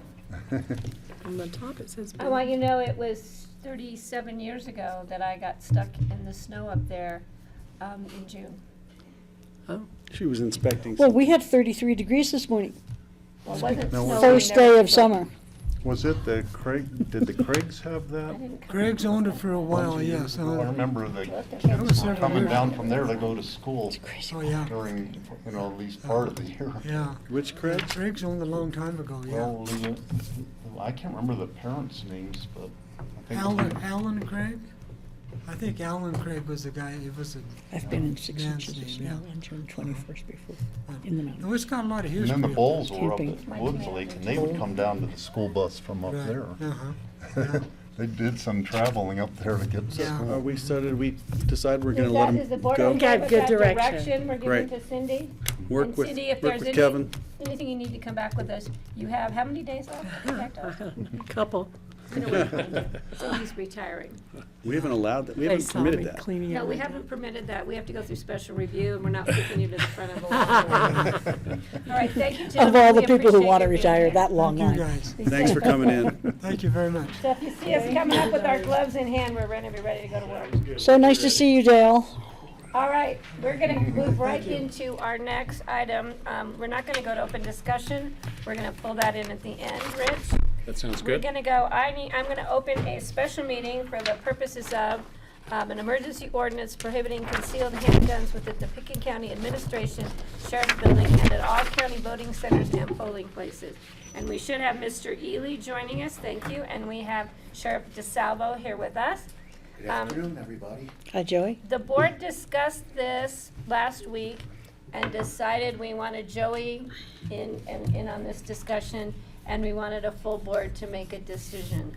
We have before us an ordinance, and John, I would like you to just clarify it for the board again and for the public, the difference between the open carry and concealed carry provisions provided by the state of Colorado. Excuse me, Patty, was an election official gonna be here as well? I don't know. We No. didn't invite one. Oh, okay, I'd asked for it, but Oh, yeah. we got Joey, but, We got Joey. all right. Well, just thought they should be here. We could run and get her. I could. Would you- I was just in there, no one was there. Nobody's there, okay, all right, let's keep moving. Thanks. All right, John Ely, please. Thanks, Joey. Patty and board, so in regards to polling places and voting centers Sorry. within individual counties of the state of Colorado, there is a principal distinction to be made in regards to firearms that are openly carried and firearms that are carried in conjunction with the possession of a concealed carry permit. So, beginning of this year, back in March, the governor signed into law a bill that was passed through the legislature having to dealing with the open carry firearms. So that particular element was encompassed within a bill, within an act that was titled the Vote Without Fear Act. And pursuant to that act that was passed this year, it is unlawful for any person to openly carry a firearm within any polling location or within 100 feet of a drop box or any building in which a polling location is located, as publicly posted by a designated election official on the day of any election or during the time when voting is permitted for any election. So that would include early voting as well as election day. The designated election official responsible for a central count facility, which is an interesting way to get around not using the term voting center or election center for individual counties. But the individual or the designated election official shall visibly place a sign notifying people of the 100-foot no open carry zone for firearms that is required pursuant to this section. So pursuant to this act, it's automatically, so to speak, a violation of the law to openly carry a firearm within 100 feet of any polling location or election center. It's not quite automatic in that the area of the polling location or the election center needs to be posted. So typically speaking, in fact, uniformly speaking, we put out signs 100 feet from a polling location prohibiting campaigning or electioneering type activities, that sign would have to be augmented to include a prohibition against any openly carried firearms. And that is all that would be required to implement in effect this particular act, this particular statutory law, and its protections in our county. So that's open carries. The other distinction that the law draws is for or involving firearms that are carried pursuant to a concealed carry permit. These are not referred to openly as firearms, which include handguns and long guns, but the concealed carry prohibition is limited to handguns, which in all intents and purposes is what is the subject of a concealed carry permit anyway. So pursuant to state law that was enacted, when was that done? June of last year, 2021. The legislature and the governor changed the law that was in effect at our last general election, 2020. In 2020, we enacted a prohibition against firearms at polling centers and the election center. And the dilemma with that prohibition at that time was that the prohibition under state law was recognized to be effective only if you had a metal detector or some type of screening device that had been installed in the building or facility and that was manned by somebody, typically a law enforcement officer, but it could be any other individual that is authorized to man and to operate the device. And that if you wanted to prohibit concealed weapons, for example, the way we prohibit it in the courthouse,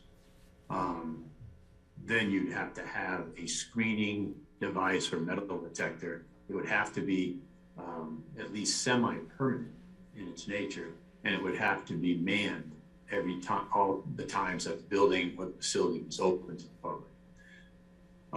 So this particular change got rid of that requirement.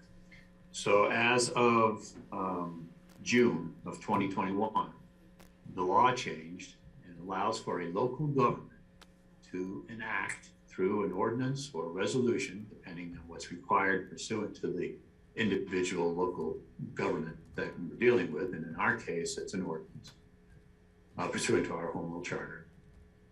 So the state law allows a local government to enact an ordinance that prohibits a permittee from carrying a concealed handgun in a building or a specific area within the local government's jurisdiction.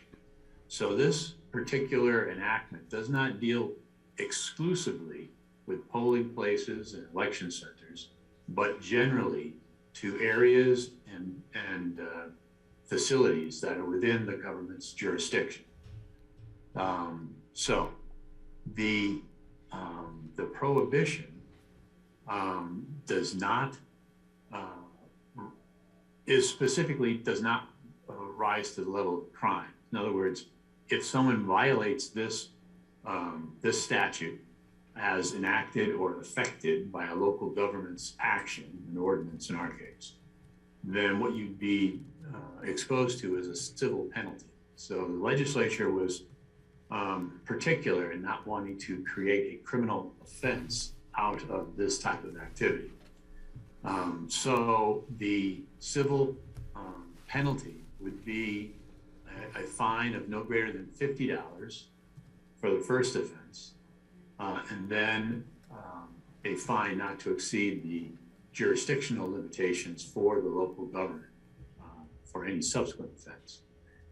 The act also recognized that if the person with a concealed carry firearm does not leave the premises or the property when required to do so, then that refusal or failure to leave would could subject that individual to criminal penalties. So in other words, you would be potentially liable for, in effect, a trespass, but not for the violation of the concealed carry prohibition. So that's the status of the law now.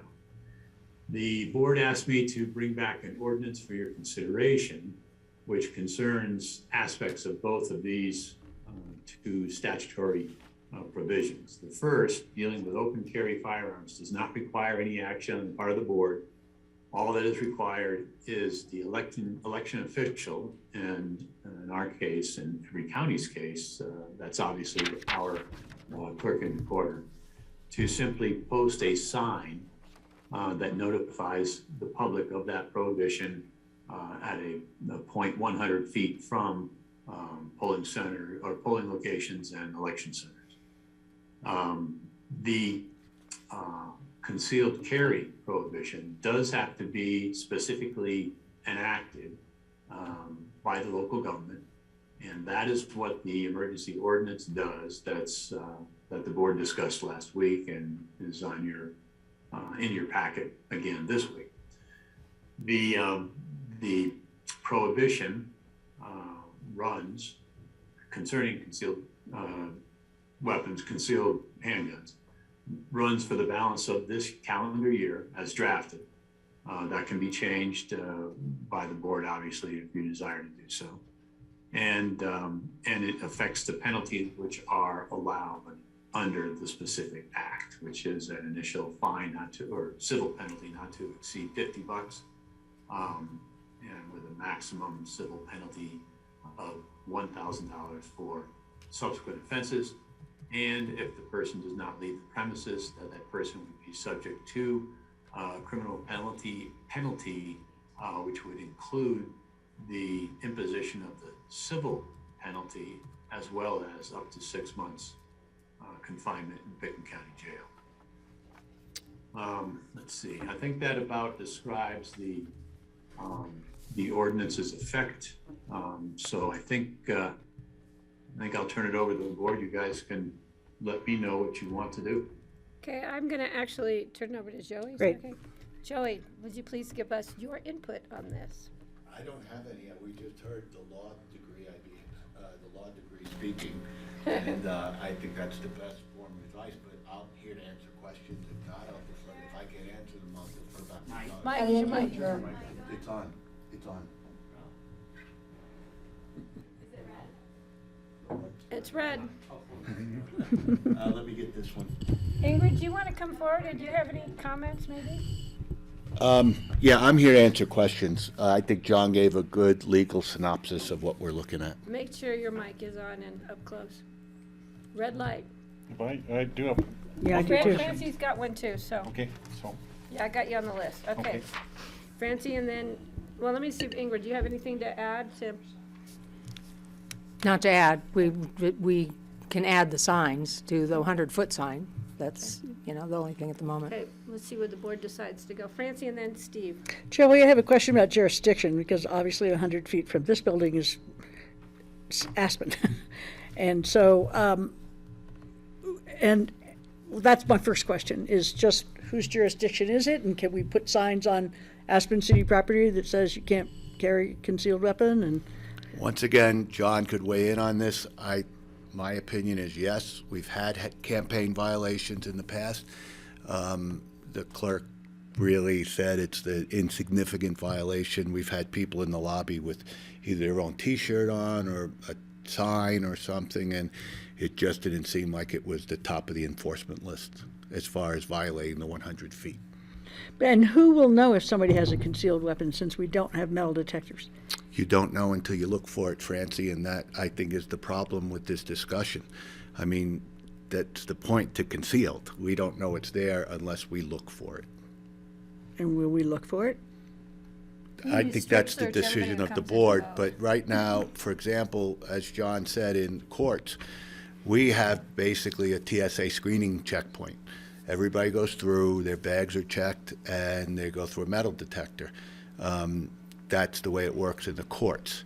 So that if that's what you're proposing, I'm open to help you with that. in any way. The stations we have at the courthouse are manned by private security. 2 people are private, 1 is a deputy who supervises them. I can tell you it's a costly proposal. But we cannot look for a concealed weapon. We can't find a concealed weapon without looking for it. And we'd have to have 2 of those set up in November because we'll have polling places in 2 different places, correct? 3. So we'd have to have 3 situations as such. And I don't know if we'd be able to set this one up by today. But that would just be entrance into the facility. It wouldn't be the 100-foot. No, we don't enforce the 100-foot limit. I believe that's the job of the clerk. Based on the. But but the state law says that you cannot enter with open carry. Correct?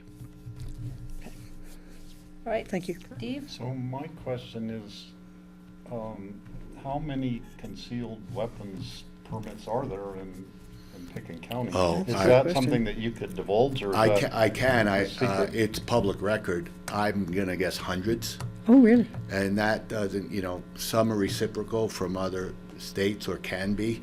I don't know which ones are reciprocal with Colorado or not, but there's hundreds. In fact, when concealed weapon permits started to become a fad 15 years ago, we had an in-office wager, what the number would be. I thought it would be under 50. It was way over 100. There's a lot. And it's that surprising. doesn't even count for people who are out of our local jurisdiction who are coming in with a concealed weapon from Garfield or Eagle or. Yeah, and like I said, I don't know which ones are reciprocal, but you also got to take into account the illegal ones. There's a lot of concealed is concealed for a reason. People carry them all the time without permits. And just on a separate subject, can you walk around this county with an assault weapon? Just walk around with it? Yes. There's no prohibition on that. In fact, there's YouTube videos of a guy going into a Starbucks, getting a coffee and a donut, and he's got an AR slung over his shoulder. That is permissible. No different than gun racks in your era, Steve. A little different. I'd Pretty say. intimidating in a truck, too, I think.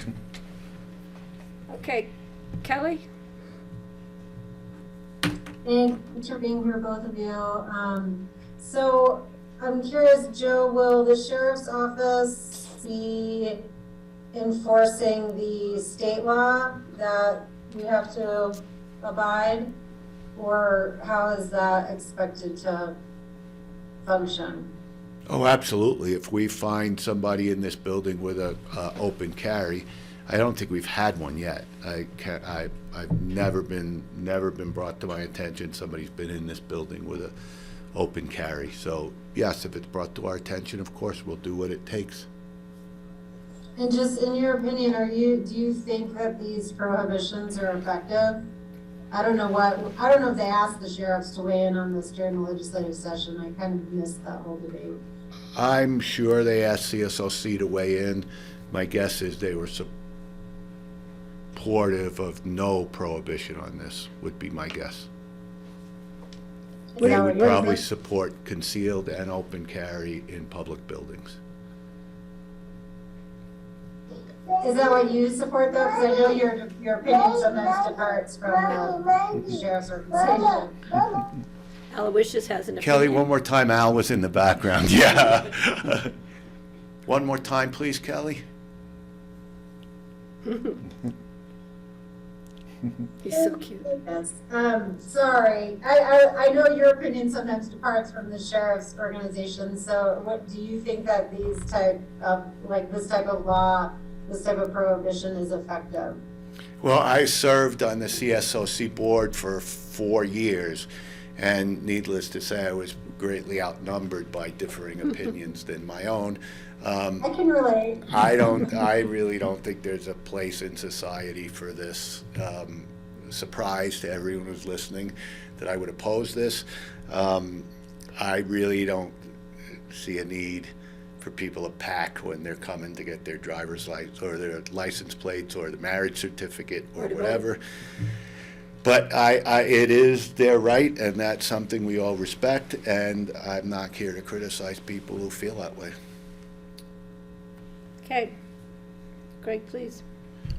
So here's a question, just, say somebody has a license, they're carrying a concealed weapon, they see at the sign, what do they do? Who do they call? They want to vote. They've got 10 minutes to get, or half an hour to vote. What do they do? Do you tell them to go home and put the gun away? Do you tell them to leave it in the car? Or can somebody come out and escort them? Like, what can they do so they have some recourse if they come across this sign and they want to follow the law? If it were me at the front door, I would say you need to return to your car, make the weapon safe, put it in a glove box, lock it, and you could come back. But I really think it's a pretty publicized law or policy that there's no guns allowed in public buildings. Got it. I think anyone who would do that would probably be an outlier seeking some kind of attention. So, like I said, up till now, it's not even been a question.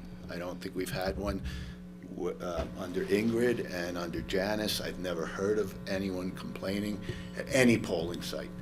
And we got to consider that sometimes election season falls into hunting season in October, November, and I've never heard of anybody coming off, their hunting hike and come in armed. So I really don't know that this is a problem yet. We're not seeing it. Got it. I will say that last election, when we decided to post signs, it was before the recent state legislature passed the law in 2021.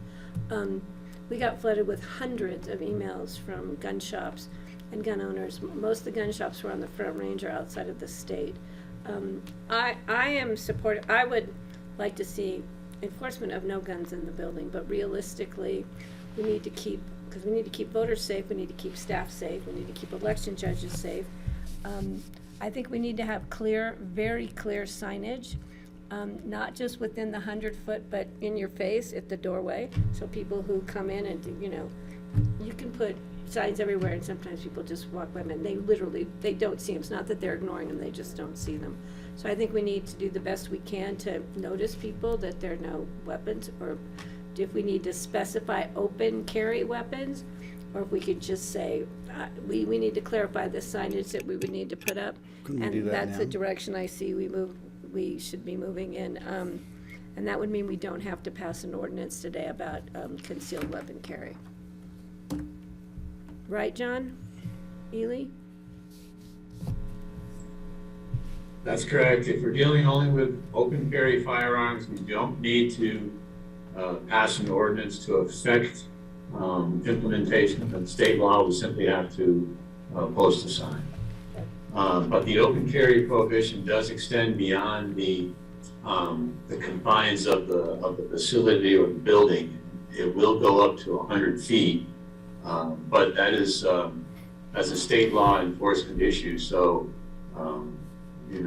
Ingrid, for example, could call Joe, one of the sheriff's deputies, for APD, or in regards to the polling facility in Snowmass Village, one of the village police officers, or the Salt PD for the polling center or polling location down there. So to clarify, Patty, you're suggesting that we go stick with the state law about open carry and we don't do anything about concealed carry? Well, I don't see how we can pull off concealed carry without metal detectors, 2, if not 3 staff at every one of the polling places. I am not saying that there's no value for human life. I'm just No, I saying know that- you're yeah. not. So please don't get me wrong. No, I just was wondering if that is what you're That proposing. is what I'm proposing. Well, I don't agree with that, because I think that even if we can't check people and we're not going to frisk people and everything, I think having the ordinance in place and having signs up, I mean, maybe there'll be a couple of people who are deterred from coming in with their concealed weapon. I think otherwise we're saying it's okay to come in with a concealed weapon just because we can't see your weapon, you can come in. I just don't So you want see to put a that. Do you sign wanna- up that says Francie, no? I think maybe most signs you see in other courthouse and public buildings say no weapons. It doesn't say concealed, open, anything. It just says no weapons. Our jail says it. I'm not sure if Health and Human Services says it. There might be one of Health and Human Services that just says no weapons.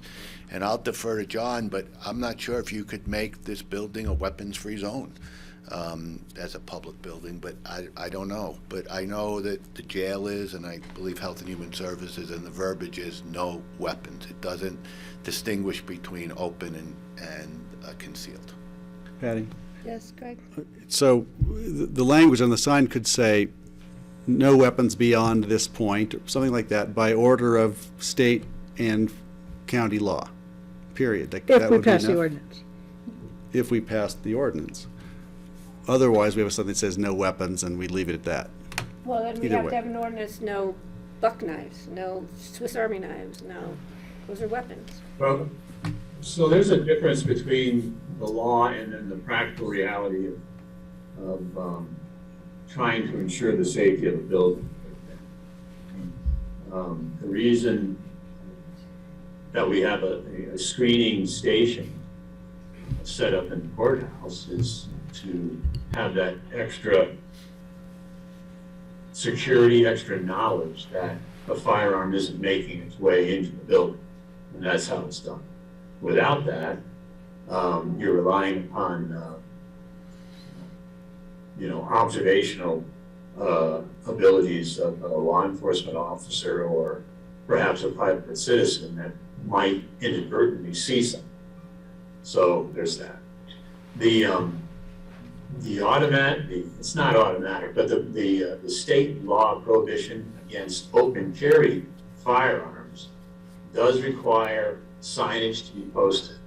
The signage can be on a facility or building where these voting facilities are located, or it can be expanded up to 100 feet outside of the buildings, depending upon the discretion of the local jurisdiction as affected through the designated official, who in our case is Ingrid. And that particular law, state law, requires that there be a sign advising people that it's illegal or prohibited to carry or to bring an open carried firearm within this 100-foot perimeter or within this particular building or facility. So although I think in the past the signs, as Joe mentioned, were more inclusive to say no firearms or no weapons, which is even a broader distinction. For this particular statute, it's explicit that they have to say no openly carried firearms permitted, which is interesting. Legislator did it that way, but that's how it's said. So technically, those signs should be up now by state statute that say no open carry weapons allowed in this building or whatever. Or right? no weapons. No, by state statute is no Yeah, open carry. I know. The Secretary of State, yeah. Jurisdictions, that's why it's not automatic. If we're in a jurisdiction that doesn't want to make that prohibition, then the sign doesn't get posted. If the sign gets posted, then that affects the state law prohibition. Okay. So, and yes, the signs could go up right now because we're in early voting this week. And could we say on those signs, no weapons, no firearms, no weapons allowed? Just keep it at that. The statute says, I'd go with that. Which is kind of- shall, the designated election officials shall visibly place a sign notifying Like that. persons of the 100-foot no open carry zone for firearms. Wait, Ingrid, yeah. The Secretary of State's office has some recommended signs we could pull, copy for you guys to see. I can't hear you, Ingrid. Oh, is this not? Well, no, it's not That's that, right. it's just in the room. Oh, sorry, not. The Secretary of State's office has recommended signs, so we could pull see what they have and show it to you to see. I would be supportive of a sign that, if possible, says no firearms, no weapons allowed, and just, that would cover the broad base, if we are allowed to do that without an ordinance. Or do we have to pass this ordinance to do that, John? If we're dealing with open carries, we do not need to worry Right. about enacting this. So what I'm saying is a signage that says no firearms, no weapons allowed in the building. So what do we need to do that? You can put that up if you want, but what Ingrid's gonna have to post is a sign that says no open Okay, carry okay. firearm. We Okay. can do both. Well, what is firearm? So we have to be specific as to no open carry by the state statute, but we could add on there, no weapons underneath that. And no firearms. Or maybe it's the same. But I have a question about, okay, so somebody comes in and this wonderful volunteer gentleman out there sees that he's got a big, long knife hanging off his back pocket. Does he call you, or does he try to deal with it? Oh, I would, once again, weapons is now very broad, Yep, what we're talking about. I know, that's why I'm asking. So, yeah, I'm not in favor of any election judge doing anything but calling 911. That's what I thought, okay. There So that could be would no be part of the conversation. That's how training, I we guess? instruct them, yeah. Yeah. That's how they're instructed. Okay, I mean, the world is changing. We love Pitkin County, but the stuff we see in other places makes us think that it's not impossible that it could happen here. Francie, this is another place. Any place is exactly. that place right now. Yeah. So it's a shame that we have to think that way, especially when you see a small micro community like Uvalde, Texas. There is no, I mean, I hate to say this, but it really seems like we're running out of safe places. Yeah. And this community's not exempt, and that's why I think we're prepared the best we could be. No weapons is pretty broad. Okay, so just no concealed firearms, and then no firearms underneath that? I'm with no weapons. I mean, you have no weapons at the sheriff's department, so why should we have weapons here? I mean, baseball bats and knives and all kinds of creepy things. Okay, Kelly's had her hand up very patiently, and it's quiet, it looks like. Thanks. I guess a couple of things. I mean, I will restate what I said in the first discussion about this, that I fully respect that we're balancing like constitutional rights in this conversation, and that, you know, we already put some limitations on constitutional rights in order to preserve the integrity of the voting place, by limiting, you know, electioneering and campaigning. And that, to me, this is sort of a similar reasonable restriction by prohibiting firearms of all carry types in the polling place. So I'm unclear as to where this board is headed on the ordinance. I'd like to see us support it. I guess I also am wondering, Ingrid, this is a little tangential, but are they talking to you guys about any kind of active shooter trainings for election judges? I just find it to be such a difficult time to be an election judge and election staff in our country, and you know, you guys are kind of my foremost concern with this approach. They aren't, we would love that. I've seen it come up. Right now, I'm just trying to get through the 14 tests they have listed for me just to be an election judge. That doesn't even include the other ones. But I think shooter training, active shooter training is important for anybody who works in a public building. So, and we can talk about that at another time. We've had a few. Yeah, and the board and was. we actually met with Ingrid, and it's kind of fallen back to our risk manager, who I think we're in transition right now. So we're going to talk to them. I've met with Ingrid about this very topic. Yeah, and the one, I think the time they planned when the BOCC wasn't available, so we Right. need to look at that too. But Kelly, you're right, I'm not sure where we want to go. I'm not sure about the ordinance because of enforcement. I would like to just have some idea on clearer signage, that we are allowed to do, that can be posted at the 100-foot, and at the door of the building. I would maybe suggest no firearms open or concealed. But we'd have to pass the concealed ordinance today in order to do I that. understand. Let's Okay. do it. Okay. But like I said, that's a blanket.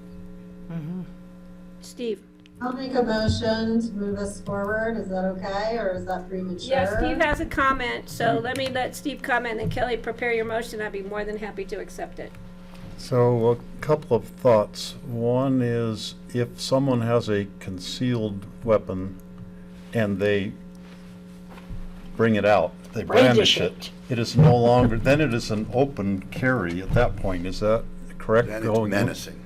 That turns into a and menacing. felony. That turns into a Yeah. felony, yeah. I've really been struggling with this because I think if we pass the ordinance, all the good citizens are gonna leave their concealed weapons at home, and it's the bad actors who would be the ones who would, they'd wanna push the envelope and they wanna bring it in to show, to prove that they can carry their weapon wherever they want. And so we'd have the bad ones would be the ones most likely to have a weapon in the polling place or in the county building. The good citizens, who many of them probably have the weapons permit to help them, it makes them feel safer, whether they're safer or not. They're probably not safer, but it makes them feel safer, are gonna be the ones who maybe would feel less safe coming to the polling place. So I'm not convinced that passing this is gonna actually make it safer in the polling place. Because there's still, if there's a nutcase who has a weapon, they're gonna, and they bring it in, our ordinance isn't gonna make any difference in that case. So I've really been struggling with this, which way to go on it. I think I would do the maximum penalty for someone who has an open. That becomes a felony. Yeah. And that's a different situation that's probably not even covered by the state law. It goes into other legal territory then. So I'm still undecided. I want to hear your motion, Kelly, now. Kelly, please. Sure, I'll just also add, voter intimidation continues to be a federal crime, as I understand it, so there is an additional layer there. I don't think layers of consequences for nut cases is necessarily a bad thing either. So I will make a motion to approve an emergency ordinance prohibiting concealed handguns within Pickens County Administration Sheriff's Building and at all Pickens County voting centers and polling places. And I want to confirm with John Ely that the amendment I had talked with you about on line 3 had been made. What was that? Where it should read, polling places absent from rather than to accompany.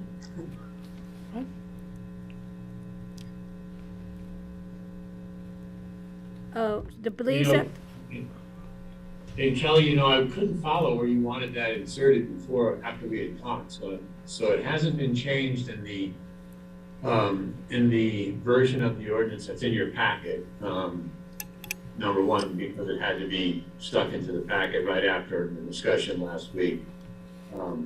But I would like to go ahead and affect that and include that within your motion, as well as an allowance for some improvement in the diction in the now therefore paragraph as well.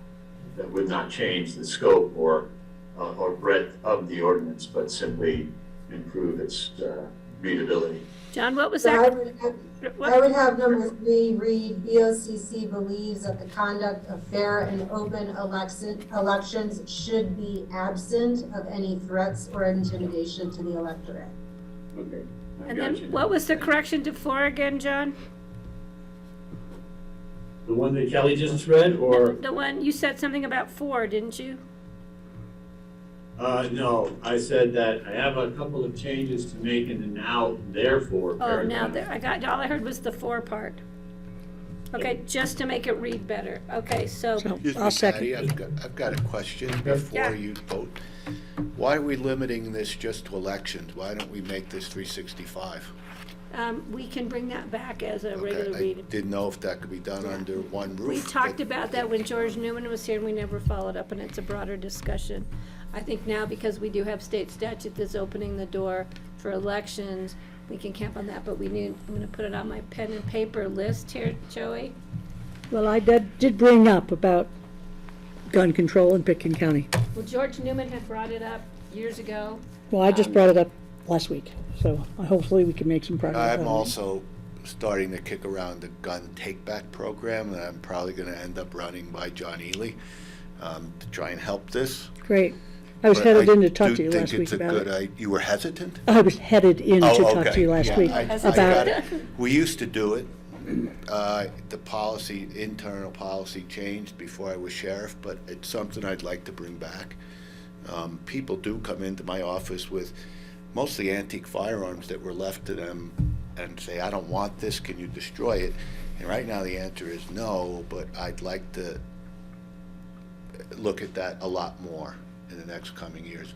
We work with our guns that we destroy, we send them to a place, I think it's in Florida, and they grind them into quarter-inch chunks. And every year at Christmas, they send me a shot glass that's filled with the quarter-inch chunks of some of our weapons and lucite in there, so you could see through it and you could see some of the serial numbers. But we used to just bring them to the county shop and saw them in half. And you used to see some people's gun hobbyists getting their hearts broken out there as we're sawing through these weapons. But I'm looking to do something to impact the gun problem on a national level locally. There's one place that's making them into gardening tools. I also We're not looking to phrased- profit on this, just destroying them. It's good enough. And I just wanted to respond Out to of those Steve. carrots. If I could respond to Steve, Patty, is that okay? Yeah, please. I think that people coming in here with their concealed weapons thinking that they're the good guys when they're 20 feet from the sheriff's department is kind of silly on their part. And secondly, if I'm not mistaken, Joey, I think I've read statistics that people who own guns are more likely to be injured by guns, not their own guns, but by other guns, than those who do not. Is that correct? I don't know. If I answered, it would be an opinion, not anything based on fact. What's your opinion? None. I don't know enough. I have a tendency to agree with that. Yeah, I guess if you ask, my opinion is a gun in anybody's hands who's not highly trained, I think is a liability. Greg? So it sounds like you would support this motion. If I don't want to put words in your mouth, I got the And impression. that's why I brought up the expanded program, because, Right. I hate to sound so pessimistic, but it's the world we live in today. Outside of locking those doors 24/7 and having everybody screen before they come in, Greg, I don't know if this is a preventable thing or not. I think Right. all we could do is put up some minor roadblocks to make it a little more difficult, but Or culturally acceptable or especially in the unacceptable. West, it's really Yeah. hard. I mean, I never grew up near guns. The first gun I ever held was when I became a police officer. It was not part of our culture.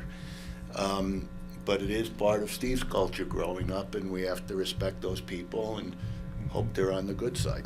I wanted to think ask the Ingrid roadblocks are also. important. Ingrid, I sorry. just want to ask, would your crew feel safer having this passed?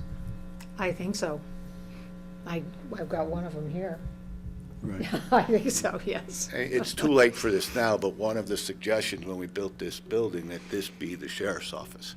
So The front. The first door anyone sees when they come through is this one. And, we ended up back there, but there could be maybe a security survey of this real building by somebody who's not me from the outside that could give us some hints on this. Post-Columbine, there's a lot of people out there doing this. When we built this building, I remember, and if John Peacock was here, and he would probably say the same, we took a lot of this stuff into consideration. So I don't think whatever we have to do to make it more safe, we're probably not that far off. Okay. It's only 4 years old. So How if long? we were to pass this, we could have a sign that basically says, all guns, all weapons prohibited. Weapons, yeah, I like weapons. Okay. Well, and I think the combination of that and the sheriff's office being right there gives it a little bit more force, even though it is just a roadblock. And I will also add, having worked elections, the sheriffs have a tendency to keep a watchful eye over elections and election judges and people voting. Just the presence of seeing a sheriff's officer or police officer or, makes a difference. Patty, even a private security person out there is a deterrent of some kind. You're not going to get one by Tuesday.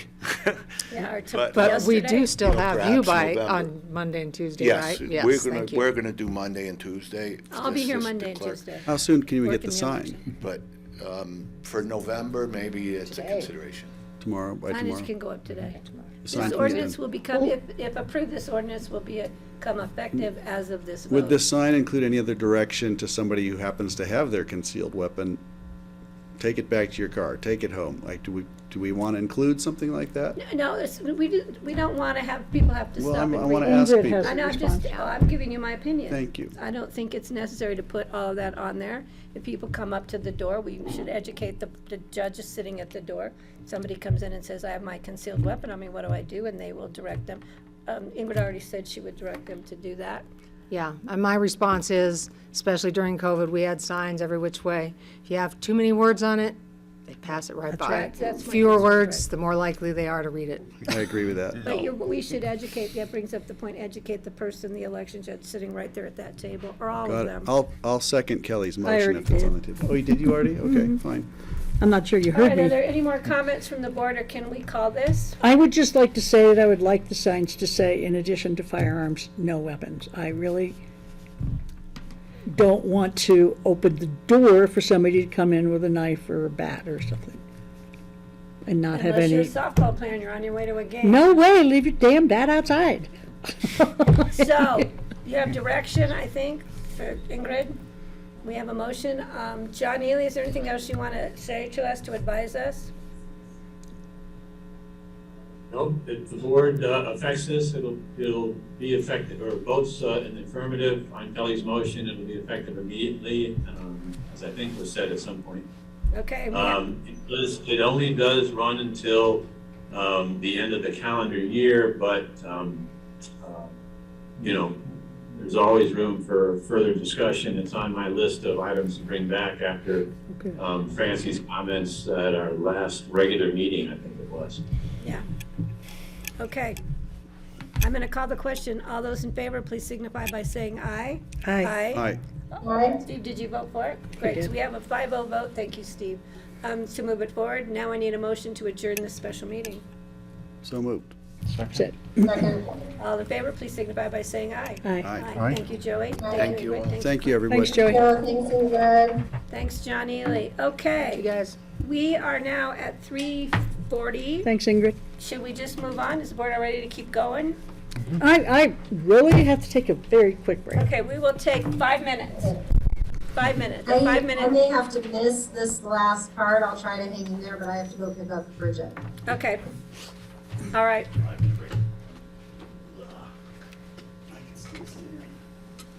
I'm starving. I've got a candy bar. Do you want?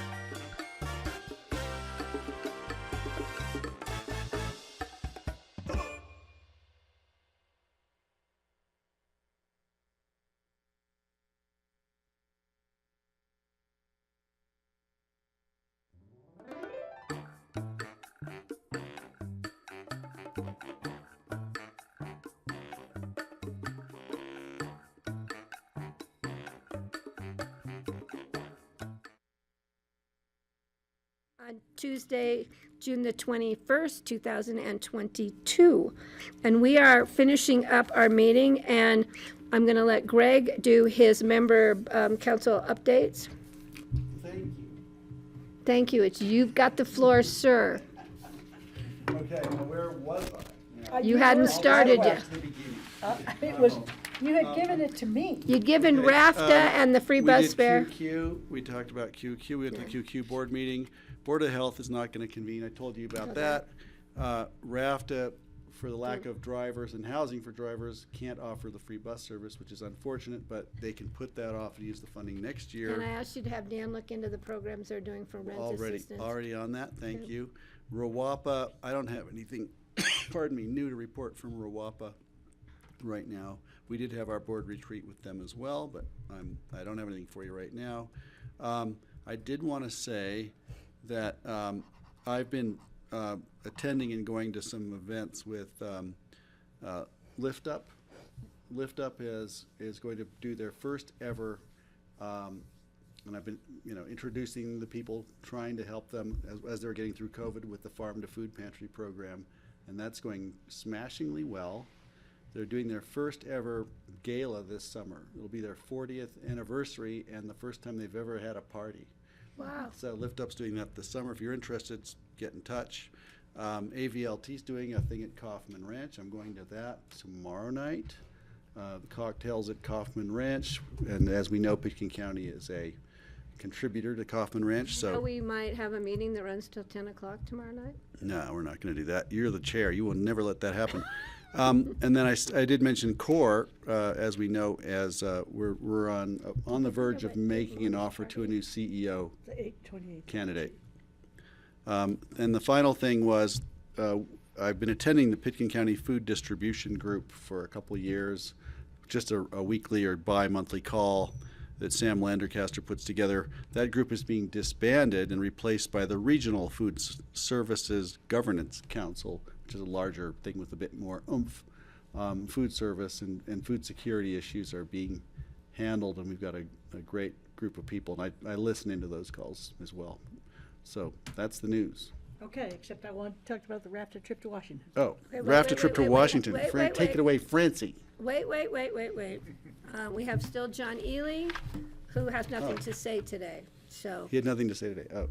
So, yeah, he's going to bring us up to speed on his water issues at another time. So Francie goes to Washington. Yeah, so we went to Washington on Tuesday. We met with the Department of Transportation, which is a pretty spectacular building, and the FTA, which is the Federal Transportation Authority. I have no idea why there's two organizations, but there are. And there were representatives from both of them at this meeting. 7 of us traveled. Shelley, she's on the Glenwood City Council.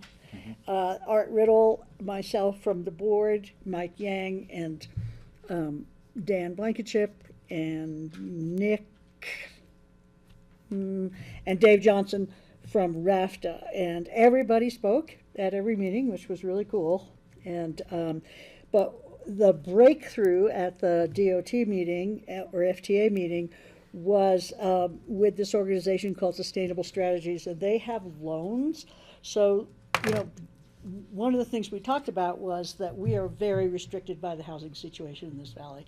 RAFTA's ability to provide bus service and get cars off the road is constricted by our housing situation. So there is a new impetus. You know, you used to have to go to HUD for housing issues and then to DOT for transportation issues. Well, now there is some crossover. So that was really good news. And then this man from what did I say it was called? Sustainable Strategies, it's a government organization.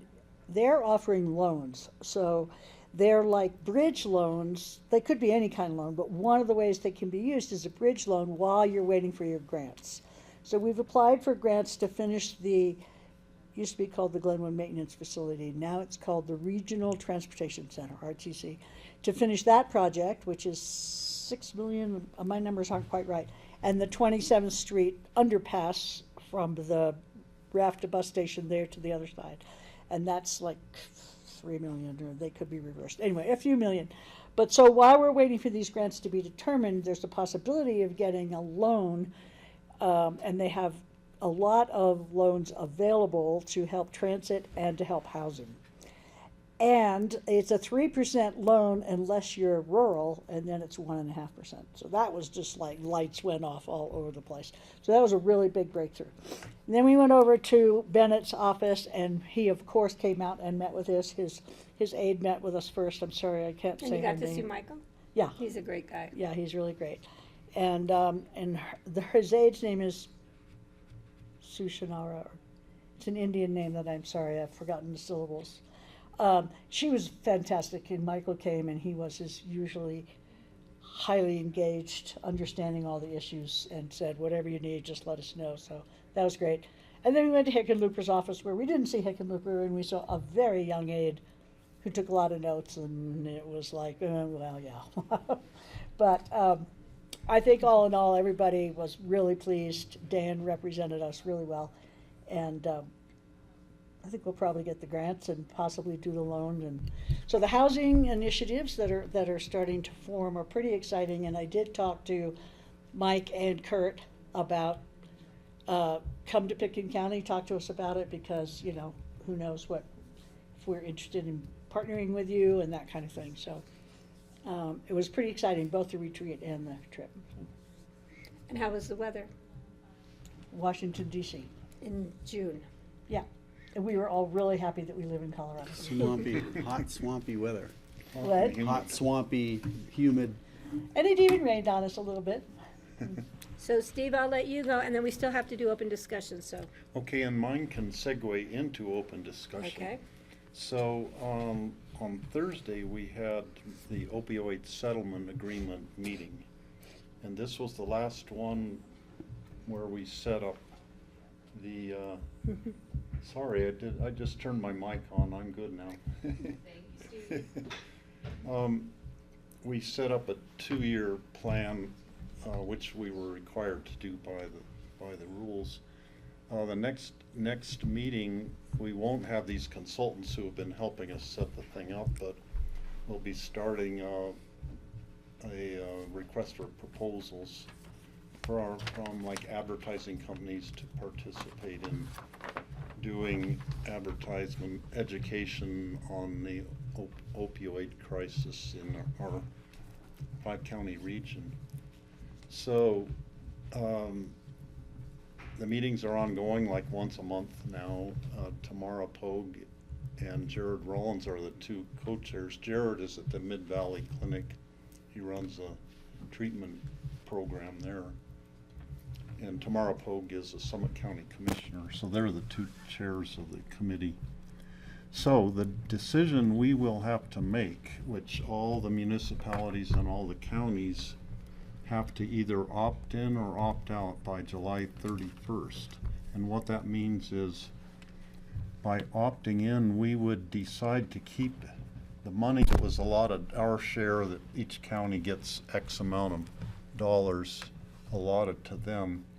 By opting in, we would be deciding to keep that money ourselves and spend it in Picken County. And Aspen, Snowmass Village, and Basalt each have to decide also. They could opt in, decide to keep the money and run some little program in their municipality. Or they can opt out, in which case the money goes back to the region. So it's a 5-county region. Summit County has decided they're going to opt in. They're going to keep their county money so they can kind of enhance the programs in Summit County. And we had some discussion that with Chelsea Carnoli from the Department of Public Health, and I had a discussion that we should maybe try to set up a Roaring Fork Valley kind of a thing where Eagle County, Garfield County, and Picken County would all keep their money that's allotted to them and do something here in the Roaring Fork Valley, like a point of contact, funding, not developing a new program, but it'd probably be more funding existing programs like resource recovery and whatnot for doing the treatment and education and point of contact for people to go to. So that's the decision we will have to make, and I know John's aware of this, that we have to. Pick up. Yeah. So we're gonna have to have like probably a work session and decide on it in a further meeting. Well then, since we only have a month away, we need to put some time on for a work session. And one last thing, the amount of money we're getting is not all that great for Picken County. The amount that it will be available for the 5-county region in the first year of the settlement is like $680,000. And we don't even see any way we could spend that Chump much. change. We were sort of trying to budget things for $320,000 maybe for a 5-county region. Yeah. Doing all of this publicity and treatment, and so that's one reason to keep what money we have. Is not going to be that great compared to the $680,000. But Well, my question would be, I agree, looking at keeping on the money ourselves, but we'll get some work session time, but I think we need to know what the municipalities and counties are doing, because I don't want to keep ours to form a regional group when they're not doing the same. Yeah. So we need to find out if we can be on the same plane on that. yeah, And I asked the question, the municipalities, if they opt out, the money doesn't come to us, it goes to the region. Right. It doesn't go to the county where they are, but. Yeah, so we need to make sure we have time to get back to the municipalities and say, we are going in this direction, which direction are you going in? Because that may change the direction we Yeah, choose. and I think we could do, an intergovernmental agreement with the city of Aspen and Snowmass Village, and they could pool their money in with ours and just do a local program possibly. Kind of like we did with public, with mental health issues. Yeah. Which Well, is, let me check with John. He may already be a couple of steps ahead of us on this, so let's kind Let's of see see where where it he's goes. at. And But I'll I bring- agree, we do need to get it on a work yeah, session. I'll bring it up, so. because And I we have time in the next I two. think that work Chelsea sessions. and Lindsay Mace were gonna try to meet with John and Okay. bring him up to speed on the. Okay, good. So we can, What the, Steve, I think we have the time on the agreement is. 5th to bring that Yep. up. Okay, Okay, I'm gonna go to open discussion. Rich, do you have anything? I do. Let me just briefly get into this. Couple of quick, well, maybe quick, may not. First off, we have an advisory board member at the airport that you may have read, has yeah, taken a Rich. job in Canada. And so how that affects where we're at right now is that Michael Solandez would become the senior alternate. Rich Berkeley was an alternate. And if I recall right, I believe I heard the board talking about if we do have any more vacancies after you fill this last one, let's just open it up and get new applications in and kind of go from there. So I just wanted to double check with you all rather than going back to the list that was created quite some time back. Oh, So man. it's We have the other it's up to you. board applications coming in, we're gonna We have start the all over advisory again. board for growth management. I'd rather There's go not a through the rush. old ones. I can tell you, there's not a rush here. You know, Rich has said he's got a couple of, and plus it's an alternate, so we can hold off, wait till you get through your process here. Michael already is an alternate to fill any void, so I don't want you to feel any pressure that we've got to react on Rich this leaves quickly. in September, I think. Yeah, I Yeah. think that's what Any it other- And why do you recommend doing it that way? Opening We it up. recommended that. No, Make it starting easier. over rather than going through the old list. Why would you recommend We that? recommended that, the board, When? at our I think the last we time, appointed I our alternate. thought that's what I picked up on We Francie. said at that time, We we're said never we wanna gonna, go back and open never it gonna up. use this list again? Well, Is that what you Yeah. said? We said?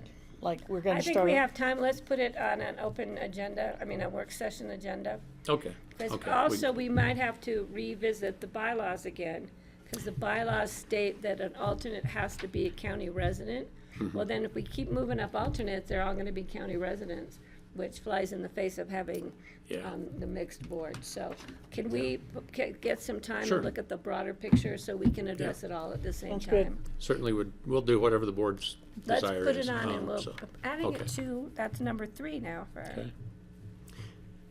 So is that all? I've got one You more Mark? item. Go ahead. Yeah. just commenting on that, I think, our procedure, when there's a vacancy on any county board, we open it up. You open it to up, right. Whoever wants to apply, and probably will get the same ones applying who, but since there's only one position open, that maybe people's interests will change, so that people have moved on to other things, and we Well, if we probably move get a Michael different. up, we'll have 2 alternate positions. No, Michael, He he's doesn't move. staying as the same, so we'll Yeah, just he have an stays. alternate It's just position an available. alternate. You'd be advertising for an alternate position. So the bigger question is, do we want alternates to all have to be Picken County? We need to look at that. We can, dynamic. we can come back and Okay. have that discussion. All right, and was there another airport Yeah, the issue? last one was Jedediah's contract. I just wanted to get to the board and just get a little direction here. They have fulfilled, or about to fulfill, their first 5 years of their agreement. And their agreement is like all the others. It has 2 one-year extensions within those. Staff's recommendation is to carry on and go ahead and do that. In fact, they had requested that of us, that we go ahead and do the one-year extension. My question to you is, number one, we can put it back out. I do know there is somebody out there that's interested in bidding on it. We can extend it 1 year, or we can do like we did with All-Star Media's.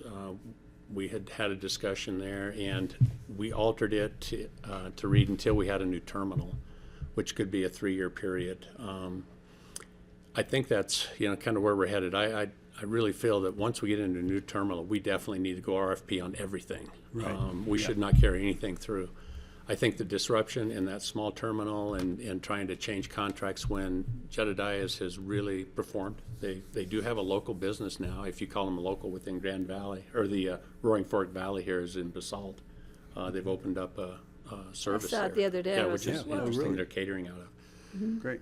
But I do know that every once in a while we get somebody has asked about if that's coming forward. I just wanted to check with you all and make sure I've got the right direction here to just go ahead and re-up Jedediah's, and if we talk about changing that until we get a new terminal to line up with I'd All-Star like to Media. just do it maybe for a year, the 1 year rollover. That's what I was thinking. And Just do rather, that? since we still have the 2 year provision, and see where we're going with the Okay. terminal. Does That's that fine sound with me. okay? You guys good there? Yeah, Okay. I have a question about Jedediah's, though. I was in the airport for 7 hours the other day because we kept getting bumped off of flights because of tailwinds that made it impossible for them to carry their full load. So we were all there You for got grand 7 tourism. hours, but we did get quite a few vouchers for future travel, $1,400 per flight. Wow. Art Riddle came out with $2,900 vouchers. However, it was a long time there, and I'm wondering whether having no tables, no stand-up tables, no nothing is still held over from COVID, and whether it's possible to get at least those stand-up things put back in, because it was so crowded, because so many people were getting bumped that you have your sandwich and you have your coffee and nowhere to go, nowhere to sit, nowhere to stand and put your stuff down. Sure. So I think it's left over from COVID. Didn't they be, used you to know, have the let- stand-up places? Yeah, we used to have some seating in there, but let Can me we look at let that me check again? at that. Yeah. It yeah, could we'll get also be together. fire, so maybe we had an issue with fire capacity. Yeah, How many I'll people could check be in on the that room? for you. Thank you very bet. much, You Rich. bet. That's why we told you could go to Washington, so you could experience our airport. Yeah, and you can imagine how likely I am to go there again Well, after you're- 7 hours in the The Aspen wind Airport. Well, you blows had everywhere. fun. Well, it was blowing in Denver, and we took off right away. Yeah, we're in a bigger plane. All right, so, Rich, anything else? That is it. July 1st, Marcy told me the date for the CDOT celebration. When they're of gonna the clean up the roundabout. highway? Where's it going to be? Clean up the highway. It's at the roundabout. Well, I think they're talking about having it near the bridge, Castle Creek Bridge area. Can we rename it the Velodrome? You know, that's way outside of my pay scale That's there, above your so pay that's right. pay grade? all Could shoot, we but- do like when they opened the Grand Avenue Bridge, that everybody got to walk over it? So we could walk from Castle Creek Bridge, take up the whole That sounds highway and so go around the terrible. roundabout and then. I'm sure Okay. Marcy's Can we- watching can this, so we- maybe she can pass that on to Yeah, CDOT. Marcy, make it happen, Marcy. I don't want to go to that. Don't put me down on that. I'm gonna speak there unless I get Francie to do it for me. I'm not We'll doing it. notice it just in case. In fact, I'm sure we'll have more than Okay. 3 of you. So July 1st? Yeah, Yes. Greg, I I noticed- don't know the time yet. I have something Make too, sure we Patty. notice it. So Greg, Okay, this is a conversation I had with Kelly when we were driving back over from our meeting in Crested Butte. I would like to have a conversation with perhaps some expertise to come and talk to us about the economics of TDRs. It's convenient and it's easy to think of it as a currency in a way that we issue. When issued, at best, they protect wild lands and they preserve historic, places. But when they're landed, it's possible that they take from the commons, they put more cars on the road, they create more need for services, they release more carbon into the atmosphere. They're not unconsequential devices that we've created to move land approvals and money around. We do have some discretion on how we can control them. The issuance, the value, whether they can be broken into pieces or not, those are conversations we can have. The value, when you think about it, I think there are about 150 outstanding TDRs right now, which represent 375,000 square feet of buildable space if they were all to land. If they're all to land and be used to their full extent. And it's also, there's a market for TDRs now. If they're selling for $2 million, I know they've sold for more than that, who knows where the market will go. That's $300 million worth of value that is floating around it. So there's something very important and significant about this. I would like to open a discussion at some point with our board, maybe with an economist who can talk to us about what we've done. It's kind of like creating a Bitcoin except that it has an awful lot more stability and value than Bitcoin does. You know, we've actually created something here, which has had amazing value and benefit, but I also think a lot of crazy things can happen with it, and I don't understand them completely, and I'd like to see us have a more thorough conversation with somebody who can help us understand what we've created here. Okay, I will I agree that we should bring it back as part of our TDR conversation, which is going to be part of our growth management. We're not separating those out as far as I know, because it's all based on where we start with house size, square footage, Right. and all the other issues. So I think, but having some This should be economic a part and evaluation. parcel of that conversation. I think. Definitely, I think an economic evaluation, so we need to pass that on to probably Suzanne Wolf. So are you thinking about doing this before we get impact from the community? Because I thought we were sort of on hold until this advisory board worked on stuff for a while. I mean, you know how I feel about TDR, so, but I just want to make sure we're not You putting know, the cart I- before the horse. Honestly, I think it doesn't matter to me if the community were to weigh in and tell us how they feel about them. That would be really valuable information. I still think it'd be useful to get, somebody who really studies this sort of thing. And they may already be looking at that as part of our bigger discussion. It's possible. But we can't, I don't want to waste anybody's time, the community, our time, staff time, advisory time, P&Z time, by looking at TDRs until we know where we're going with house size and all those other issues that I think will be key part of discussion with TDRs, fractionalizing them, Right. et cetera, I think et it's part cetera. of it. Yeah, so, but I think letting staff know ahead of time that we want that economic information, will have them prepared for the discussion rather than just Well, springing it on it could them. lead to suggestions possibly from the community or from the board or For from the advisory staff. board, I think that's information that'll be That, valuable. maybe it makes sense to come up with a fractional TDR. Well, then or all those things. Who and knows that- what else? And that'll also play on square footage, so. But Right. I think But having there's- staff prepared for an economic discussion as part of TDRs is a good idea. Was there somebody that, in particular, that was cited that does this stuff that, I have a was feeling- mentioned? I haven't I bet thought, staff come will up know. with it, but, Okay, I'm okay. thinking an I just didn't know in economist, that- in your an conversation. economist from, university okay. somewhere. I just didn't know if there was respected. somebody. Okay, all right. Get a Harvard economist to come in and Sure. school us Okay, on this. so I already opened up the fact of how we're gonna look at the growth, Community Growth Advisory Committee. We're gonna try and follow the same thing, so I don't need to go into that. Kelly, you did have your letter, oh, she's gone. She's maybe? gone. Kelly sent us a letter to sign on to about freedom of speech, constitutional rights, and local newspapers. I signed it. So the board can look at that and sign it on your own volition. I'm gonna be looking at signing it myself. I So- signed it too. Yeah. You signed it? So Kelly did an amazing job writing It was a that great letter. It's very well written. It was very well Great done. letter. So that is the only thing I had. Steve, do you have any open discussion? Oh, nothing more. Francie?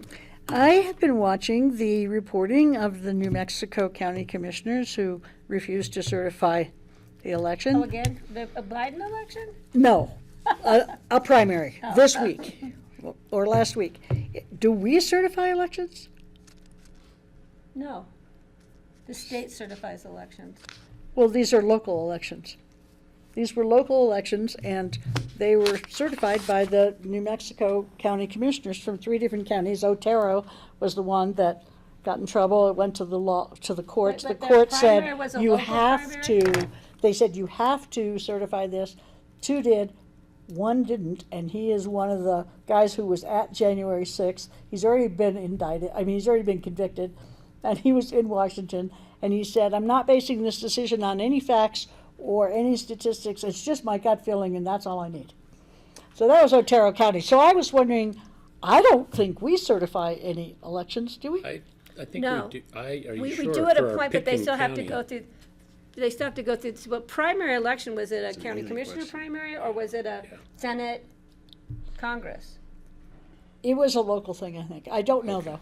Our local elections, I believe we do. We can certainly follow up and ask Ingrid. I don't think they come back to us, though. I don't, I but don't maybe know I'm if she has to spacing come it back and out. certify those. Too 'Cause bad. I'm already exhausted from the yeah. election. Kelly jumped off. She would know all about Could you that. follow up on that and I see thi- from Ingrid? I will. Yeah, I I'll have follow a up. feeling it's someone over there Yeah. who does it because the clerk's an elected Yeah, but they don't position. come through us, Right. so. And I don't recall that we ever. You guys have did that. never certified an election? Because I Yeah. know in Grand Junction, Ours could we be used to home with rule the charter. municipal. In Grand government- Junction what? In municipal government, we used to do that. We would have to certify. Well, you know how those The municipalities. town are. council certified them? I believe so in Grand Junction when we had. hard to our- certify your own Our election. clerk would bring them in and have those certified, so. Well, we have the assessor and the clerk and Yeah, recorder. but did we certify our own elections? Well, that would be silly.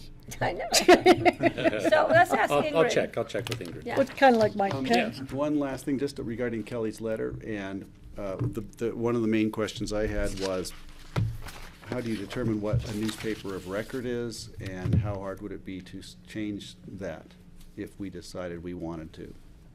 Say that again? So where Well, we post our notices Where you and stuff? post notices, where we buy advertising, how do we decide that, and how, are there any roadblocks to changing that if we decided to?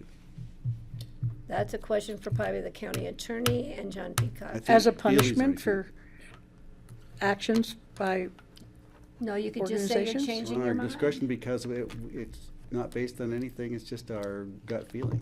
I said, well, if we make public notices, they have And to you go were everywhere, January, right? I was here on Got January a 6th. posting sure. site. We have a posting site, one, or? No, is our that- posting We have our site And that's is in our We have our code. official site, So we have our site, and the newspapers draw from that. That- No. Yeah, if but we then we post, also advertise a lot. We Yeah. put a lot of money in We there. also put notices. our notice in the paper, but Right. our official posting site Is- is right here That's in a the paper. question, I think Yeah. Ely already has it in Used to front be of us. scotch taped to the front door. we can check that. But you're talking more about the advertising, right? You're talking more about sending business, Greg? I'm talking about buying advertising. Yeah, that's what I thought. So Okay. that's our newspaper of choice. I think we can just flip that to buying it from the other newspaper. It's But possible. let's find out for sure.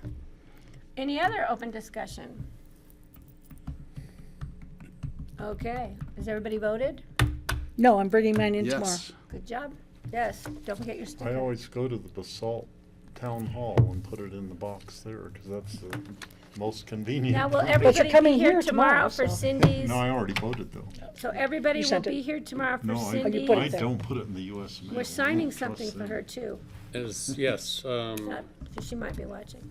yes. So we need everybody here tomorrow, please, for Cindy's recognition. That would be terrific. I'll be here. Okay, great. This is better be a roast. Do we first need off. to come early before, so we can sign something, We did you haven't say? given Or her is it permission to electronic? retire. No, it's gonna be. Yeah, so you want us here a little early? That would be great. That would be great on any day. All right. I am usually quite early. You are good. Sometimes I spend hours in And here. thank God I was early. Thank you, Skylar and Willoughby, for fixing the glitch. My computer decided to go its own way today. Thanks for staying awake and looking interested. Yeah. All right, thank you. I'll see everybody tomorrow at noon, or a little early. Skylar, when do we lose you? The end of the month. July the 29th. Oh, it's- Well, Y'all officially lose me, but I'm about to go Thank you, Grassroots. 12 days. Costa Rica? For his Before you moved to honeymoon. Spain? Okay, so we're off. Dude! Got married. It's very exciting. And I saw the beautiful wedding. His bride was stunning. She was stunning.